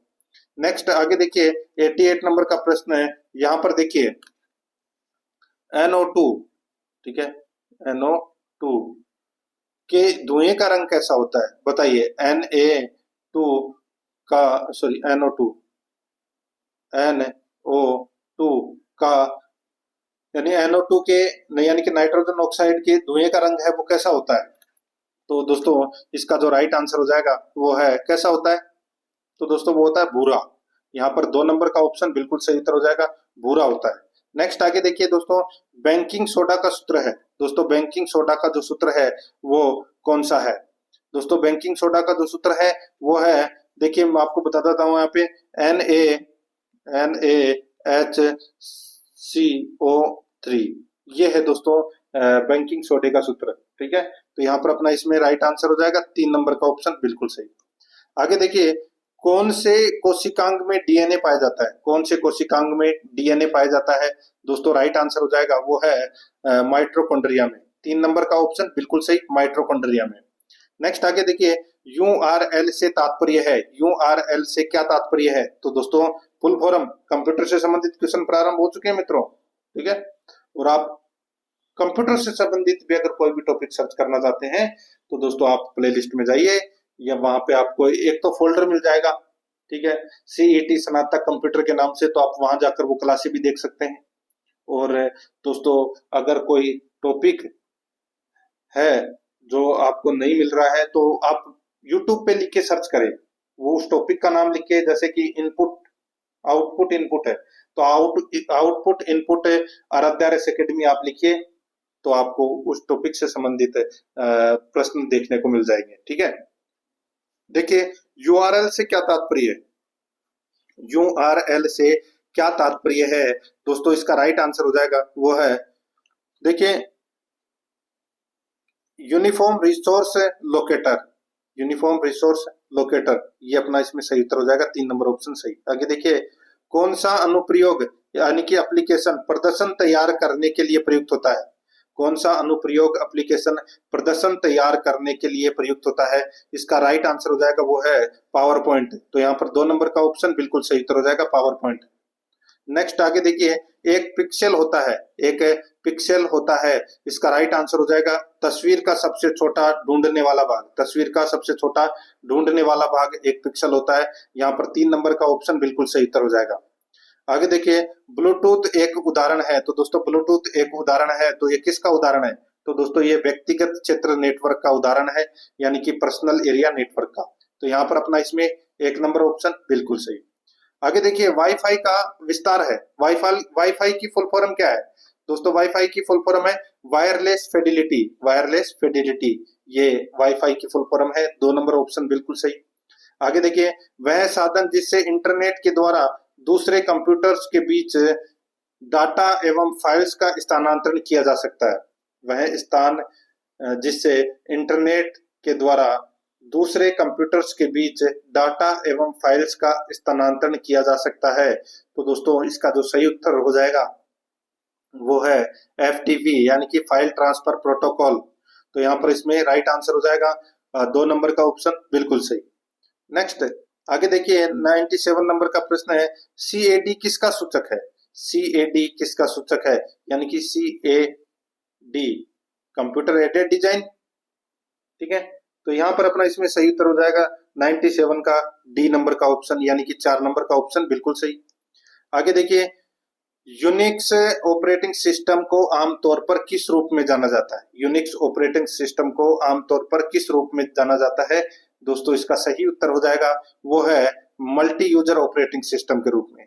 यहाँ पर 1 नंबर का ऑप्शन बिल्कुल सही उत्तर हो जाएगा। आगे देखिए, MS ऑफिस का वैध संस्करण निम्न में से कौन सा नहीं है? MS ऑफिस का वैध संस्करण निम्न में से कौन सा नहीं है? दोस्तों आप यहाँ पर देख सकते हैं, ऑफिस एक्स भी होता है, ठीक है, ऑफिस 2003 भी होता है, ऑफिस 2010 भी होता है, यहाँ पे ऑफिस 2007 भी होता है, ठीक है, लेकिन यहाँ पे ऑफिस मैनेजर कोई भी नहीं होता। तो यहाँ पर 3 नंबर का ऑप्शन बिल्कुल सही उत्तर हो जाएगा। आगे देखिए, मेमोरी का कौन सा माप सबसे बड़ा है? देखिए यहाँ पे KB kilobyte, GB gigabyte, MB megabyte, TB, ये दोस्तों 1000 जीबी को बोलते हैं दोस्तों टीबी। तो यहाँ पर अपना इसमें राइट आंसर 3 नंबर ऑप्शन हो जाएगा। ठीक है, आगे देखिए दोस्तों, यहाँ पे अब अपने हिंदी व्याकरण से संबंधित क्वेश्चन है वो प्रारंभ हो चुके हैं। दोस्तों आप यहाँ पर देख सकते हैं, इनमें से किस शब्द में संधि सही नहीं है? संधि सही नहीं है तो कौन से शब्द में संधि नहीं है, सही नहीं है? दोस्तों देख सकते हैं आप यहाँ पे, देखिए अधि प्लस आदेश अध्यादेश, अभि प्लस आगत अभ्यागत, अधि प्लस अधीन अधियाधीन। तो दोस्तों ये अपना इसमें गलत हो जाएगा। गलत क्यों हो जाएगा? तो दोस्तों देखिए यहाँ पर अधि प्लस अधीन दे रखा है, ठीक है, तो यहाँ पे अध्याधीन नहीं होगा, अध्यधीन होगा, या की जगह ये आएगा। इसमें यण संधि का क्या हुआ है, प्रयोग हुआ है। तो यहाँ पर 3 नंबर का ऑप्शन बिल्कुल सही उत्तर हो जाएगा, बाकी इसमें दोनों सही है। नेक्स्ट आगे देखिए, यहाँ पे निम्न में से कौन सा उपसर्ग विदेशी है? तो उपसर्ग विदेशी कौन सा है? दोस्तों यहाँ पर देखिए कु, दू और चो, ठीक है, ये हिंदी भाषा के उपसर्ग है। ठीक है, तो यहाँ पर अपना इसमें खुश है, ठीक है, ये खुश है, ये विदेशी भाषा का उपसर्ग है। जैसे अगर अपन इसमें कोई वर्ड लगा देते हैं जैसे बू, तो क्या हो जाएगा, खुशबू शब्द हो जाएगा। ठीक है, तो यहाँ पर खुश है वो उपसर्ग है। 2 नंबर का ऑप्शन बिल्कुल सही उत्तर इसमें हो जाएगा, और बू इसमें क्या है, मूल शब्द है। ठीक है, आगे देखिए दोस्तों, यहाँ पे 103 नंबर का प्रश्न है, उल्लंघन करते हुए ट्रांसलेट इनटू इंग्लिश। तो दोस्तों अपने को क्या करना है, ट्रांसलेट करना है इंग्लिश में। ठीक है, देखिए यहाँ पे उल्लंघन करते हुए, यानी कि दोस्तों इन कॉन्ट्रावेंशन ऑफ, दोस्तों इन कॉन्ट्रावेंशन ऑफ, इसका हिंदी अर्थ क्या होगा, उल्लंघन करते हुए। तो यहाँ पर 3 नंबर का जो ऑप्शन है वो इसका बिल्कुल सही उत्तर इसमें हो जाएगा। आगे देखिए 104 नंबर का प्रश्न है, यथाशक्ति शब्द में कौन सा समास है? यानी कि शक्ति के अनुसार, यथाशक्ति बराबर शक्ति के अनुसार, कौन सा समास है? तो दोस्तों इसमें अवयवी भाव समास है। यहाँ पर 4 नंबर ऑप्शन बिल्कुल सही। आगे देखिए, जातिवाचक संज्ञा बताइए। दोस्तों जातिवाचक संज्ञा अपने को बतानी है, तो दोस्तों इसका जो राइट आंसर हो जाएगा वो है इसमें कौन सा, तो वो है लड़का। लड़का है वो क्या है दोस्तों, जातिवाचक है। यहाँ पर 1 नंबर ऑप्शन बिल्कुल सही। नेक्स्ट आगे देखिए, यहाँ पे 106 नंबर का प्रश्न है, किस वाक्य में सही विशेषण प्रयुक्त हुआ है? किस वाक्य में सही विशेषण प्रयुक्त हुआ है? तो दोस्तों इसका राइट आंसर हो जाएगा वो है, सभी बच्चों को 10-10 रुपए दें, दे दें, सभी बच्चों को 10-10 रुपए दे दें। तो यहाँ पर अपना इसमें राइट आंसर हो जाएगा 2 नंबर का ऑप्शन बिल्कुल सही। आगे देखिए 107 नंबर का प्रश्न है, अनुज का विलोम शब्द है। अनुज का विलोम शब्द क्या होगा? तो दोस्तों वो हो जाएगा अग्रज। यहाँ पर 2 नंबर का ऑप्शन बिल्कुल सही, अग्रज हो जाएगा। नेक्स्ट आगे देखिए, नरसैंगिक शब्द का पर्यायवाची नहीं है। नरसैंगिक शब्द का पर्यायवाची कौन सा नहीं है? तो वो है बनावटी। बनावटी है ये दोस्तों, नरसैंगिक शब्द का पर्यायवाची नहीं है। इसका पर्यायवाची स्वाभाविक, प्राकृतिक और कुदरती होता है। ठीक है, 3 नंबर ऑप्शन बिल्कुल सही। आगे देखिए, त्रुटिपूर्ण अर्थपूर्ण शब्द युग्म है। त्रुटिपूर्ण अर्थपूर्ण शब्द युग्म है तो वो कौन सा है? दोस्तों वो है अभिहित, अनुचित, अविहित, कथित। दोस्तों ये गलत हो जाएगा। देखिए अभिहित का मतलब होता है कहा हुआ, यानी कि कथित, और अविहित का मतलब होता है अनुचित। अविहित का मतलब क्या होता है? अनुचित। तो दोस्तों ये उल्टा दे रखा है इसमें, तो इसका राइट आंसर हो जाएगा, इसलिए ये त्रुटिपूर्ण है। 2 नंबर का ऑप्शन बिल्कुल सही उत्तर इसमें हो जाएगा। आगे देखिए दोस्तों, यहाँ पे ये देखिए, इसमें जो 109 नंबर के प्रश्न में आपको यहाँ पर पार्वती दिखाई दे रहा है। ठीक है, जो ये पार्वती है ये तो दोस्तों अर्पणा का इसमें पार्वती है, और अमला है, अमला के यहाँ पर दोस्तों लक्ष्मी आएगा। ये थोड़ा सा टाइपिंग में थोड़ी सी मिस्टेक हो गई। ठीक है, तो यहाँ पर इसलिए 2 नंबर का ऑप्शन इसका बिल्कुल सही उत्तर कर लेना। आगे देखिए, निम्न में से किस शब्द की वर्तनी सही है? तो बताइए कौन से शब्द की वर्तनी है वो सही है? दोस्तों यहाँ पर देखिए शोणित, शोणित जो शब्द दे रखा है इस शब्द की वर्तनी बिल्कुल सही है। 3 नंबर ऑप्शन बिल्कुल सही। अब दोस्तों यहाँ पे देखिए 111 नंबर का प्रश्न है, अगेंस्ट पब्लिक इंटरेस्ट के लिए उपयुक्त हिंदी पद होगा। अगेंस्ट पब्लिक इंटरेस्ट के लिए उपयुक्त हिंदी पद है वो कौन सा होगा? तो वो होगा दोस्तों लोकहित के प्रतिकूल। लोकहित के प्रतिकूल, अगेंस्ट पब्लिक इंटरेस्ट। 4 नंबर का ऑप्शन बिल्कुल सही उत्तर इसमें हो जाएगा। आगे देखिए 112 नंबर का प्रश्न है, choose the synonym of the given word. यहाँ पर देखिए शब्द दे रखा है पेस्टर, शब्द दे रखा है पेस्टर। पेस्टर का मतलब क्या होता है? तंग करना या दोस्तों मचलना, ठीक है, या चिढ़ाना बोल सकते हो आपको, ठीक है। पेस्टर का मतलब क्या होता है? तंग करना या चिढ़ाना। तो इसका समानार्थक शब्द अपने को बताना है। तो दोस्तों क्या होगा? यहाँ पर देखिए अनोय। अनोय, अनोय का मतलब क्या होता है? इसका मतलब भी होता है दोस्तों चिढ़ाना। क्या होता है? चिढ़ाना, यानी कि ये इसका समानार्थक शब्द यानी कि सिनोनिम है, ठीक है।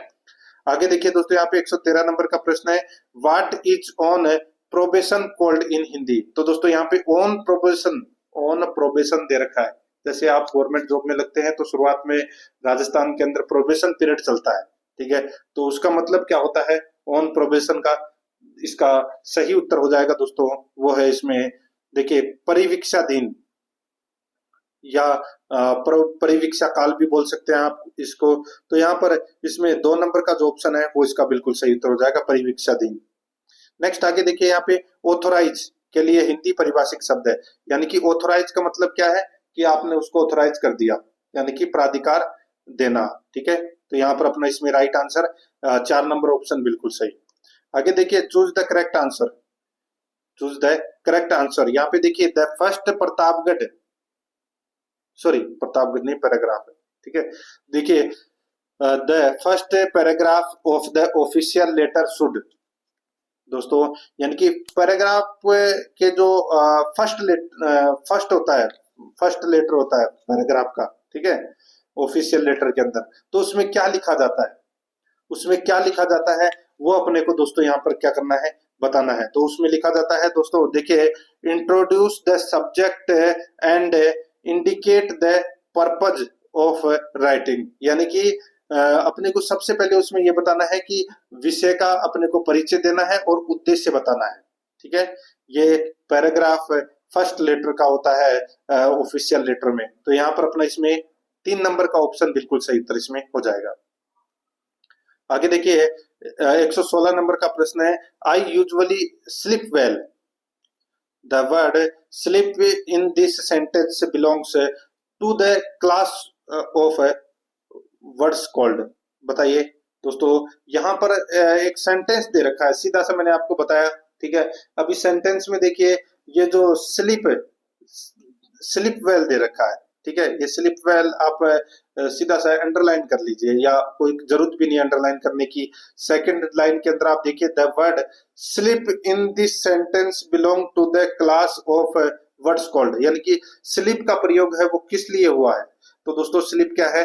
इस सेंटेंस में स्लीप एक वर्ब है, ठीक है, और वेल क्या है? एडवर्ब है। तो यहाँ पर इसका राइट आंसर 1 नंबर का जो ऑप्शन है वो इसका बिल्कुल सही उत्तर इसमें हो जाएगा। नेक्स्ट आगे देखिए 117 नंबर का प्रश्न है, choose the correct form of the verb in brackets from the options that follow. तो इसका जो राइट आंसर है वो क्या हो जाएगा? तो दोस्तों इसका सही उत्तर है वो इसमें हो जाएगा दोस्तों, देखिए देखिए यहाँ पे सेंटेंस दे रखा है, I meet him yesterday, I meet him yesterday. तो यहाँ पर देखिए मीट है वो वर्ब दे रखा है, ठीक है। तो यहाँ पर यस्टरडे यानी कि पास्ट टेंस की बात हो रही है, तो यहाँ पे मेट का प्रयोग होगा दोस्तों, ठीक है। यहाँ पर 1 नंबर का जो ऑप्शन है वो इसका बिल्कुल सही उत्तर इसमें हो जाएगा। आगे देखिए दोस्तों, यहाँ पे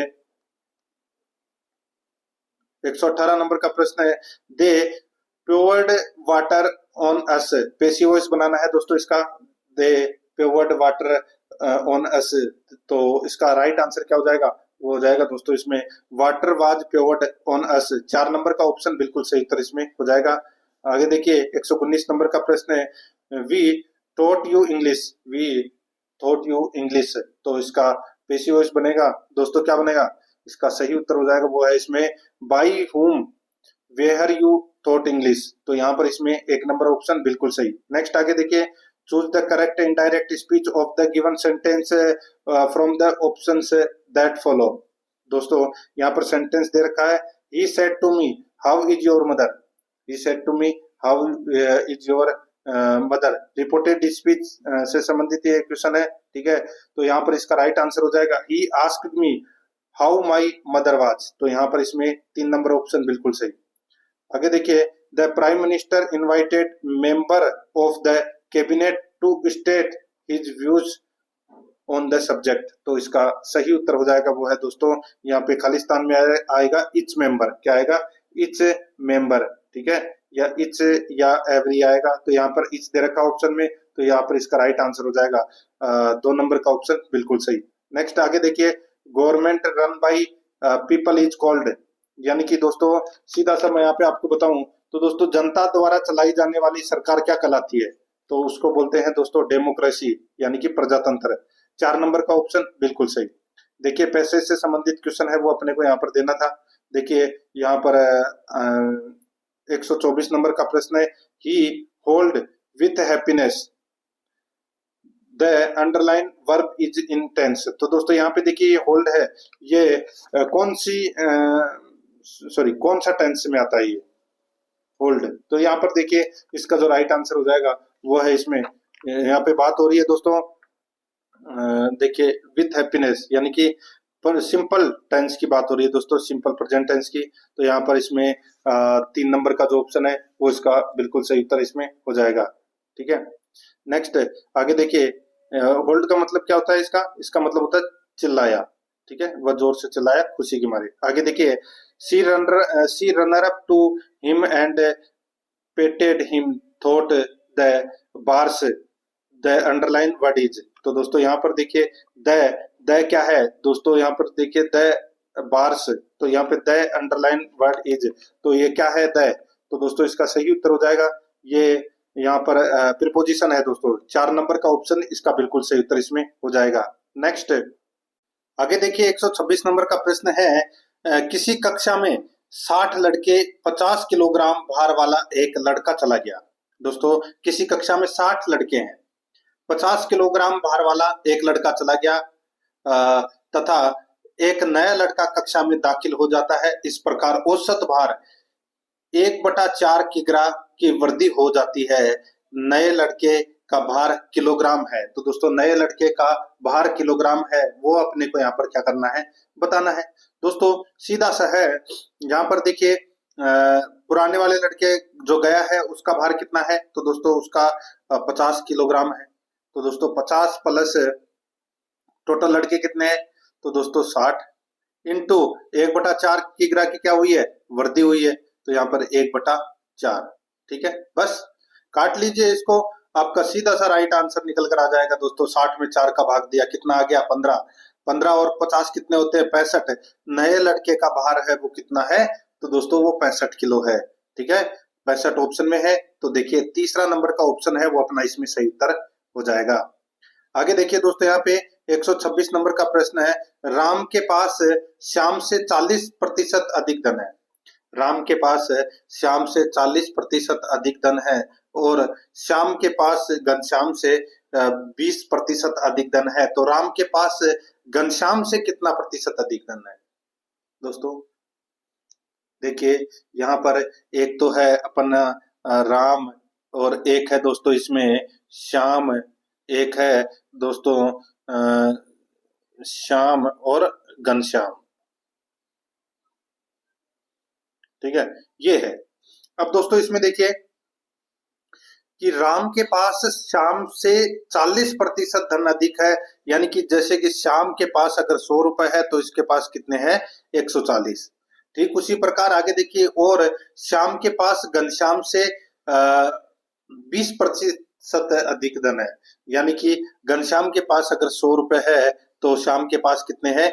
120 रुपए। ठीक है, इतना समझ में आ गया। अब इसका अनुपात अगर अपन देखें तो दोस्तों देखिए 20 से कट रहे हैं तो ये 7, ये 5, ये 6 और ये 5। अब दोस्तों अपन क्या करेंगे? इनका अनुपात है वो निकालेंगे सही ढंग से। देखिए 7 5 6 5, याद रखना 7 7 5 6 5। ठीक है, तो अब देखिए श्याम 2 बार लिखा है अपन ने, तो सीधा सा हो जाएगा राम, फिर दोस्तों श्याम और फिर घनश्याम। ठीक है, घनश्याम। अब दोस्तों यहाँ पर देखिए राम और श्याम का अनुपात कितना था? 7:5 था।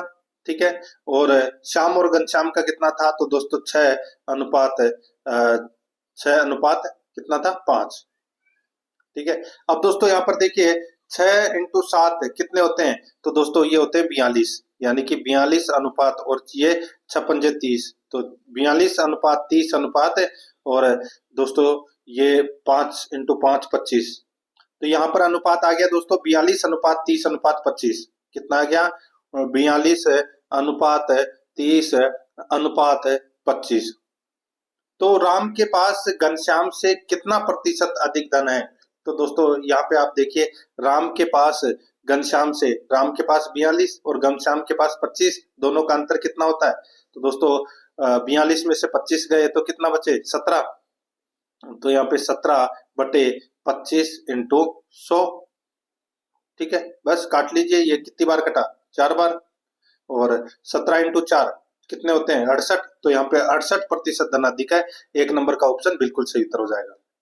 आगे देखिए 127 नंबर का प्रश्न है, यदि 16 पेंसिलों का क्रम मूल्य 15 पेंसिलों के विक्रय मूल्य के बराबर हो तो लाभ या हानि प्रतिशत है वो अपने को यहाँ पर ज्ञात करना है। दोस्तों सीधा सा है, 16 माइनस 15 बटे 15। तो दोस्तों यह क्या हो रहा है? यहाँ पे एक का लाभ हो रहा है, तो दोस्तों सीधा सा हो जाएगा 1/15 इंटू 100। तो आप काट लीजिए इसको, तो काटोगे तो कितना आ जाएगा दोस्तों? 6 सही 2/3% इसमें क्या हुआ है? लाभ। यहाँ पर इसमें एक नंबर का ऑप्शन बिल्कुल सही है। 128 नंबर का प्रश्न, इसमें देखिए, एक लड़की का लड़की का क्या, एक लकड़ी का दरवाजा दिए गए चित्र के अनुसार हो अथवा या एक लकड़ी का दरवाजा दिए गए चित्र के अनुसार हो तथा उसके आयताकार भाग की लंबाई और चौड़ाई क्रमशः 6 सेमी और 14 सेमी हो तो दरवाजे का कुल क्षेत्रफल वर्ग सेमी में कितना होगा? दोस्तों सीधा सा है, आयताकार दरवाजे का क्षेत्रफल अपने को निकालना है। तो दोस्तों लंबाई और चौड़ाई को गुणा कर दो, तो 14 को 6 से मल्टीप्लाई करेंगे तो कितना आ जाएगा? 84। तो 84 वर्ग किलोमीटर इसका सही, 84 वर्ग सेमी इसका राइट आंसर आ जाएगा कुल क्षेत्रफल का। 2 नंबर ऑप्शन बिल्कुल सही। आगे देखिए 129 नंबर का प्रश्न है, 100 मीटर ऊंचे एक प्रकाश स्तंभ के शिखर से किसी नाव का अवनमन कोण 30 डिग्री है। नाव की प्रकाश स्तंभ के पाद से दूरी है वो अपने को यहाँ पर क्या करनी है? ज्ञात करनी है। ठीक है दोस्तों सीधा सा है, यहाँ पर देखिए ये अपने 100 मीटर है वो ऊंचा क्या है? एक प्रकाश स्तंभ है। किसी नाव का अवनमन कोण 30 डिग्री, तो ये देखो ये अपना कोण है, ये कितना हो गया? 30 डिग्री हो गया। ठीक है, तो नाव की प्रकाश स्तंभ के पाद से दूरी है वो अपने को ज्ञात करनी है, ये वाली दूरी है वो अपने को ज्ञात करनी है। दोस्तों यहाँ पर देखिए tan थीटा दे रखा है, तो tan थीटा बराबर 100x, यानी कि दोस्तों 1/√3 बराबर दोस्तों क्या हो जाएगा? 100/x। बस काट लीजिए दोस्तों, x बराबर कितना हो जाएगा? 100√3। x बराबर कितना हो जाएगा? 100√3। तो दोस्तों यहाँ पर देखिए 3 का मान कितना होता है? तो दोस्तों 1.732, 1.732। तो दोस्तों ये 3√3 का मान होता है। तो यहाँ पर 100√3 दे रखा था, तो 100 इंटू 1.732 कर लीजिए, राइट आंसर आपके पास में निकल कर आ जाएगा। वो है 173.20 मीटर, 173.20 मीटर, यानी कि 2 नंबर ऑप्शन बिल्कुल सही उत्तर हो जाएगा। आगे देखिए यहाँ पे 130 नंबर का प्रश्न है, एक पहिया 88 किलोमीटर दूरी तय करने में 4000 चक्कर लगाता है तो पहिया की त्रिज्या कितनी होगी? दोस्तों यहाँ पर देखिए एक चक्कर में लगाई गई दूरी, देखिए 88 किलोमीटर में 88 किलोमीटर दूरी तय करने में 4000 चक्कर लगाता है। ठीक है, यानी कि 88 किलोमीटर बराबर कितना हो गया? 88,000 मीटर हो गया। तो एक चक्कर में तय की गई दूरी, यानी कि दोस्तों 88,000 बटे कितने? 4000 कर दीजिए। तो दोस्तों यहाँ पर देखिए 0 से 0 कट गया, 0 से 0 कट गया, यहाँ पे 480 में 4 का भाग दिया तो कितना आ गया? तो दोस्तों ये देखिए 4000 है। ठीक है, तो ये काट दिया। ठीक है, तो अब 88 में 4 का भाग दिया तो कितना आ गया? 22 मीटर, यानी कि ये 22 मीटर है, ये एक चक्कर में तय की गई दूरी है। ठीक है, तो एक चक्कर में तय की गई दूरी निकालेंगे तो अपन उसका सूत्र क्या होता है? वर्ग की परिधि का 2πr। ठीक है, तो 2πr बराबर कितना दे रखा है? 22। ठीक है, तो यहाँ पर देखिए 22 बराबर टू पाई आर, यानी कि 2 × 22/7 इंटू आर। तो दोस्तों आर अपन निकालेंगे तो क्या हो जाएगा दोस्तों, 22 × 7/2 × 22। ठीक है, तो दोस्तों देखिए 22 से 22 कट गया, साथ में 2 का भाग दे दीजिए, कितना आ जाएगा, 3.5 मीटर है वो प्रति पहिए की त्रिज्या आ जाएगी। ठीक है, आगे देखिए दोस्तों, यहाँ पे कितने प्रतिशत चक्रवर्ती ब्याज की दर से 1000 रुपए 2 वर्ष में 1210 हो जाएंगे। ऑप्शन के अनुसार आप कर सकते हैं, जैसे कि 1000 का अगर अपन ऑप्शन के अनुसार पहला ही ऑप्शन उठाते हैं 10%। तो दोस्तों देखिए 1000 का 10% कितना होता है, 100 रुपए, यानी कि कितने हो जाएंगे 1100।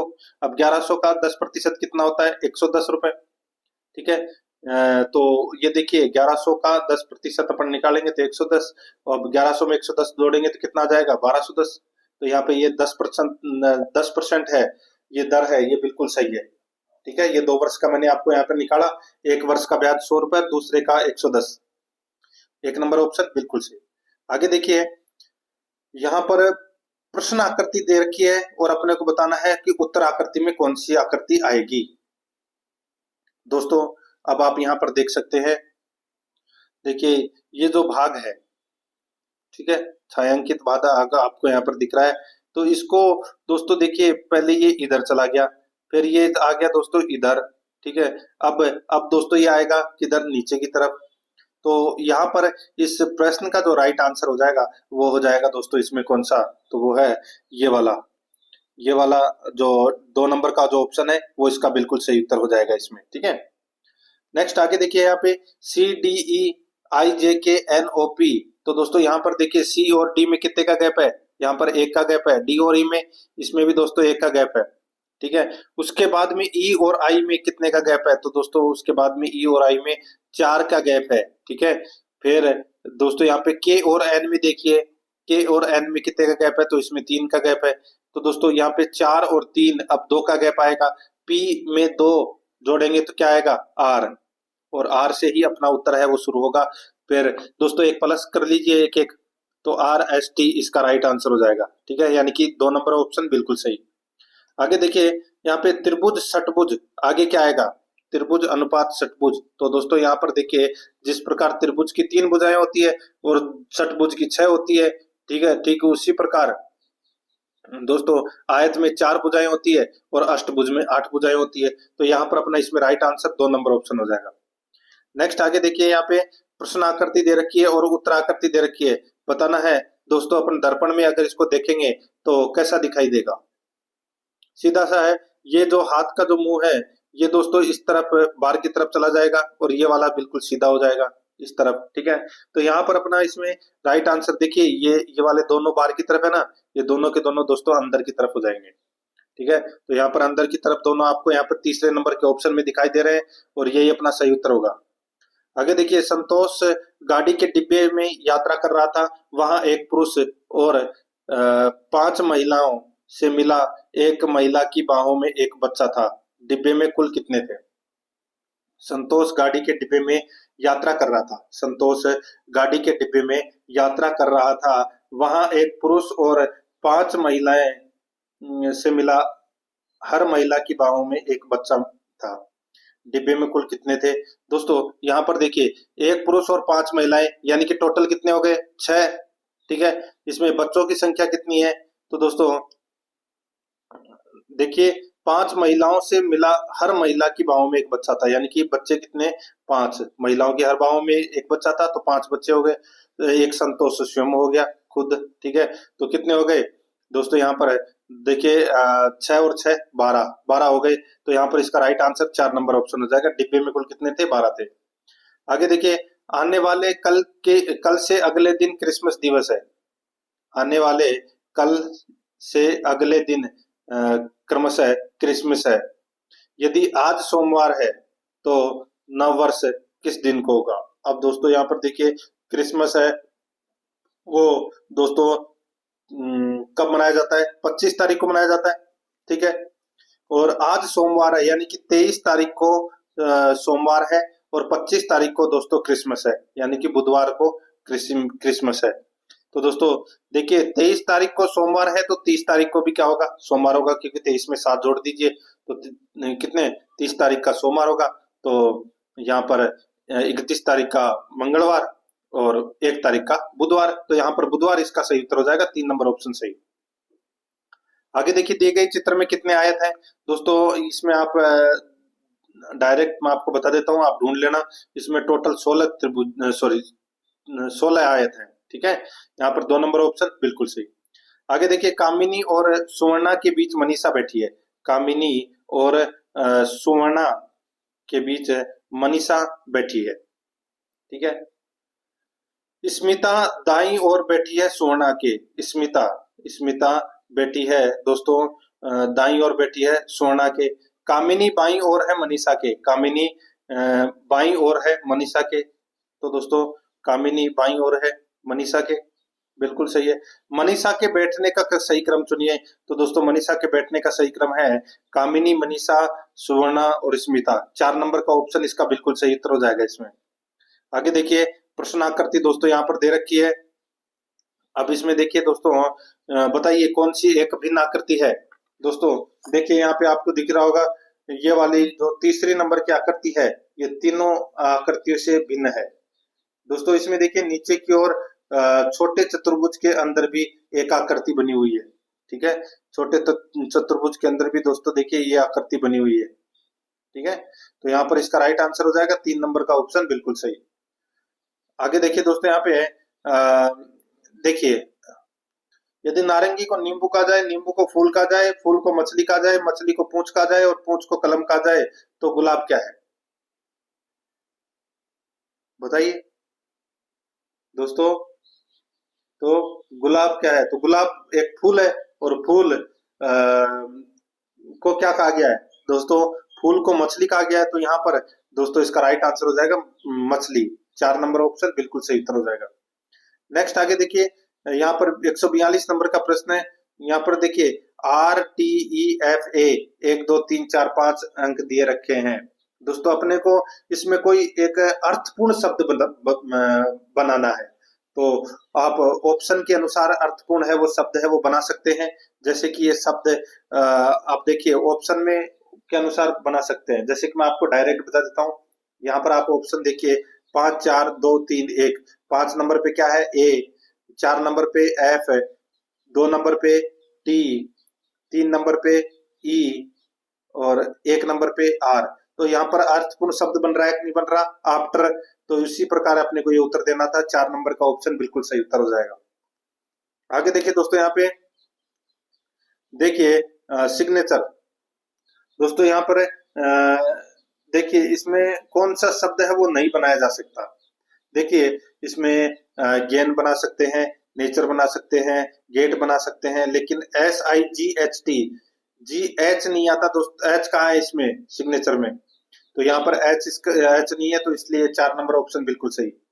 आगे देखिए उषा कमला से तेज दौड़ती है। उषा है वो दोस्तों कमला से तेज दौड़ती है। प्रीति स्वाति से धीमे दौड़ती है। प्रीति है वो स्वाति से धीमे दौड़ती है। स्वाति कमला से धीमे दौड़ती है। स्वाति कमला से धीमे दौड़ती है। तो सबसे धीमे कौन दौड़ती है, पी से किसका नाम है, वही है। यहाँ पर अपना इसमें राइट आंसर हो जाएगा प्रीति है वो सबसे धीमे दौड़ती है। नेक्स्ट आगे देखिए उदित होते सूर्य की ओर अपनी पीठ करके रेशमा ने चलना शुरू किया।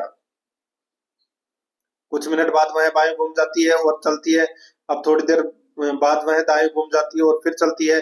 अब वह किस दिशा में जा रही है, तो दोस्तों बताइए कौन सी दिशा में जा रही है। यहाँ पे सूर्य उदित यानी कि उदित हुए सूर्य की ओर पीठ करके जा रही है वो दोस्तों। तो यानी कि सूर्य अगर पूर्व से उग रहा है तो वो किस तरफ गई, पश्चिम की तरफ से गई, ठीक है। शुरुआत पूर्व से चलना किया, फिर पश्चिम की तरफ गई, फिर कुछ मिनट बाद में वो उसने क्या किया, बाएं घूम गई, ठीक है। और फिर चलती रही, थोड़ी देर बाद में फिर दाएं घूम गई, तो फिर वो दाएं घूम गई, फिर वापस बाएं घूम गई, तो दोस्तों फिर वापस ये बाएं घूम गई, ठीक है। अब वह किस दिशा में जा रही है, तो दोस्तों वो दक्षिण दिशा में जा रही है। इसका राइट आंसर हो जाएगा 4 नंबर ऑप्शन बिल्कुल सही। नेक्स्ट आगे देखिए यदि आप बिंदु ए से दक्षिण में चलकर 8 किलोमीटर दूर बिंदु बी पर पहुंचते हैं। ठीक है, यानी कि ए से चलकर दोस्तों 8 किलोमीटर बिंदु बी पर पहुंचते हैं। ठीक है, दक्षिण में चलकर। अब दोस्तों यहाँ पर देखिए वहां से पूर्व दिशा में आपको 6 किलोमीटर चलना है, पूर्व दिशा में 6 किलोमीटर चलना है और बिंदु सी पर पहुंच जाएंगे। दोस्तों सीधा सा है, ए और सी के मध्य दूरी निकालनी है। तो दोस्तों 8 का स्क्वायर प्लस 6 का स्क्वायर कितना होता है? 8 का स्क्वायर 64 और 6 का स्क्वायर कितना? 36। ये किसका रूट है? 10 का रूट है। तो ये करण अपने को ज्ञात करना था। 2 नंबर ऑप्शन राइट आंसर हो जाएगा, 10 किलोमीटर। आगे देखिए, एशिया, गोवा, पणजी, भारत, विश्व है। दोस्तों अपने को क्रम जचाना है। दोस्तों देखिए सबसे पहले आएगा पणजी। ठीक है, फिर पणजी है वो किसकी राजधानी है? तो वो गोवा की है, तो ये गोवा आ जाएगा फिर 2 नंबर पे। ठीक है, यानी कि सबसे छोटा पणजी, फिर गोवा, फिर दोस्तों इसमें भारत है, और फिर एशिया, और फिर विश्व है। तो यहाँ पर अपना इसमें सही उत्तर हो जाएगा 3, 2, 4, 1, 5। ठीक है, ये अपना सही उत्तर हो जाएगा। आगे देखिए, माला की ओर इशारा करते हुए कला ने कहा, वह मेरे भाई की इकलौती बहन की पुत्री है। माला का कला से क्या संबंध है? तो दोस्तों माला का कला से क्या संबंध है? तो दोस्तों ये मौसी है। यहाँ पर 3 नंबर का ऑप्शन बिल्कुल सही उत्तर हो जाएगा इसमें, मौसी। सॉरी, देखिए माला का कला से क्या संबंध है? माला की ओर इशारा करते हुए कला ने कहा, वह मेरे भाई की इकलौती बहन की पुत्री है। तो माला का कला से क्या संबंध है? तो दोस्तों सही उत्तर हो जाएगा इसमें, वो पुत्री है। तो यहाँ पर 2 नंबर का ऑप्शन बिल्कुल सही, पुत्री हो जाएगा। आगे देखिए यहाँ पे 149 नंबर का प्रश्न है। यहाँ पर प्रश्नवाचक चिन्ह आपको यहाँ पर दिखाई दे रहा है। ठीक है, अब दोस्तों देखिए 10 + 5 कितने होते हैं? 15, और यहाँ पर 6 दे रखे हैं। 15 और 6 कितने होते हैं? दोस्तों 21। 21 को क्या किया? 2 से मल्टीप्लाई कर दिया। ठीक है, उसी प्रकार दोस्तों 17 और 3 20, 20 और 14 34, 34 को डबल कर दिया यहाँ पे। तो यहाँ पर देखिए 8 और 15, दोस्तों 8 और 15 कितने होते हैं? 23। ठीक है, अब यहाँ पर देखिए 92, 92 का आधा कितना होता है? तो दोस्तों ये होता है 46। ठीक है, तो 46 में से 23 काट दिया अपन ने, तो कितने बचे? 23। तो यही अपना सही उत्तर हो जाएगा, 23 और 23 46 हो जाएगा इसमें। ठीक है, 23 1 नंबर का ऑप्शन बिल्कुल सही। आगे देखिए, दी गई संख्याएं दोस्तों यहाँ पे 519, 368, 437, 246 तथा 175 में से कौन सा अंक है सबसे बड़ी और सबसे छोटी संख्या के बीच आने वाले अंकों का योग होगा? दोस्तों देखिए सबसे बड़ी संख्या दोस्तों इनमें से कौन सी है? 519। तो 519 के बीच का अंक कितना है? 1। और सबसे छोटी संख्या कौन सी है? दोस्तों यहाँ पे 175 है। तो 175 में से दोस्तों बीच का अंक क्या है? 7। ठीक है, अब देखिए सबसे बड़ी और सबसे छोटी संख्या के बीच वाले अंकों का योग, तो यानी कि 1 और 7 कितना होता है? 8। तो यहाँ पर अपना इसमें राइट आंसर 4 नंबर ऑप्शन बिल्कुल सही उत्तर हो जाएगा। तो दोस्तों इसी के साथ मैंने आपको ये 7वां नंबर का मॉडल पेपर है वो कंप्लीट करवा दिया है। अगर आपने पिछले मॉडल पेपर अगर नहीं देखे हैं तो आप प्लेलिस्ट में जाइए, वहां पे आपको फोल्डर मिल जाएगा, सीईटी स्नातक मॉडल पेपर के नाम से वहां फोल्डर बना हुआ है। तो आप वहां जाकर मॉडल पेपर का टेस्ट है वो अवश्य दें, और आराध्या रेस एकेडमी के यूट्यूब चैनल को सब्सक्राइब जरूर करें, बेल आइकन को दबाएं, वीडियो को लाइक और अपने दोस्तों के पास में शेयर जरूर करें। मिलते हैं दोस्तों नेक्स्ट क्लास में। जय हिंद, जय भारत।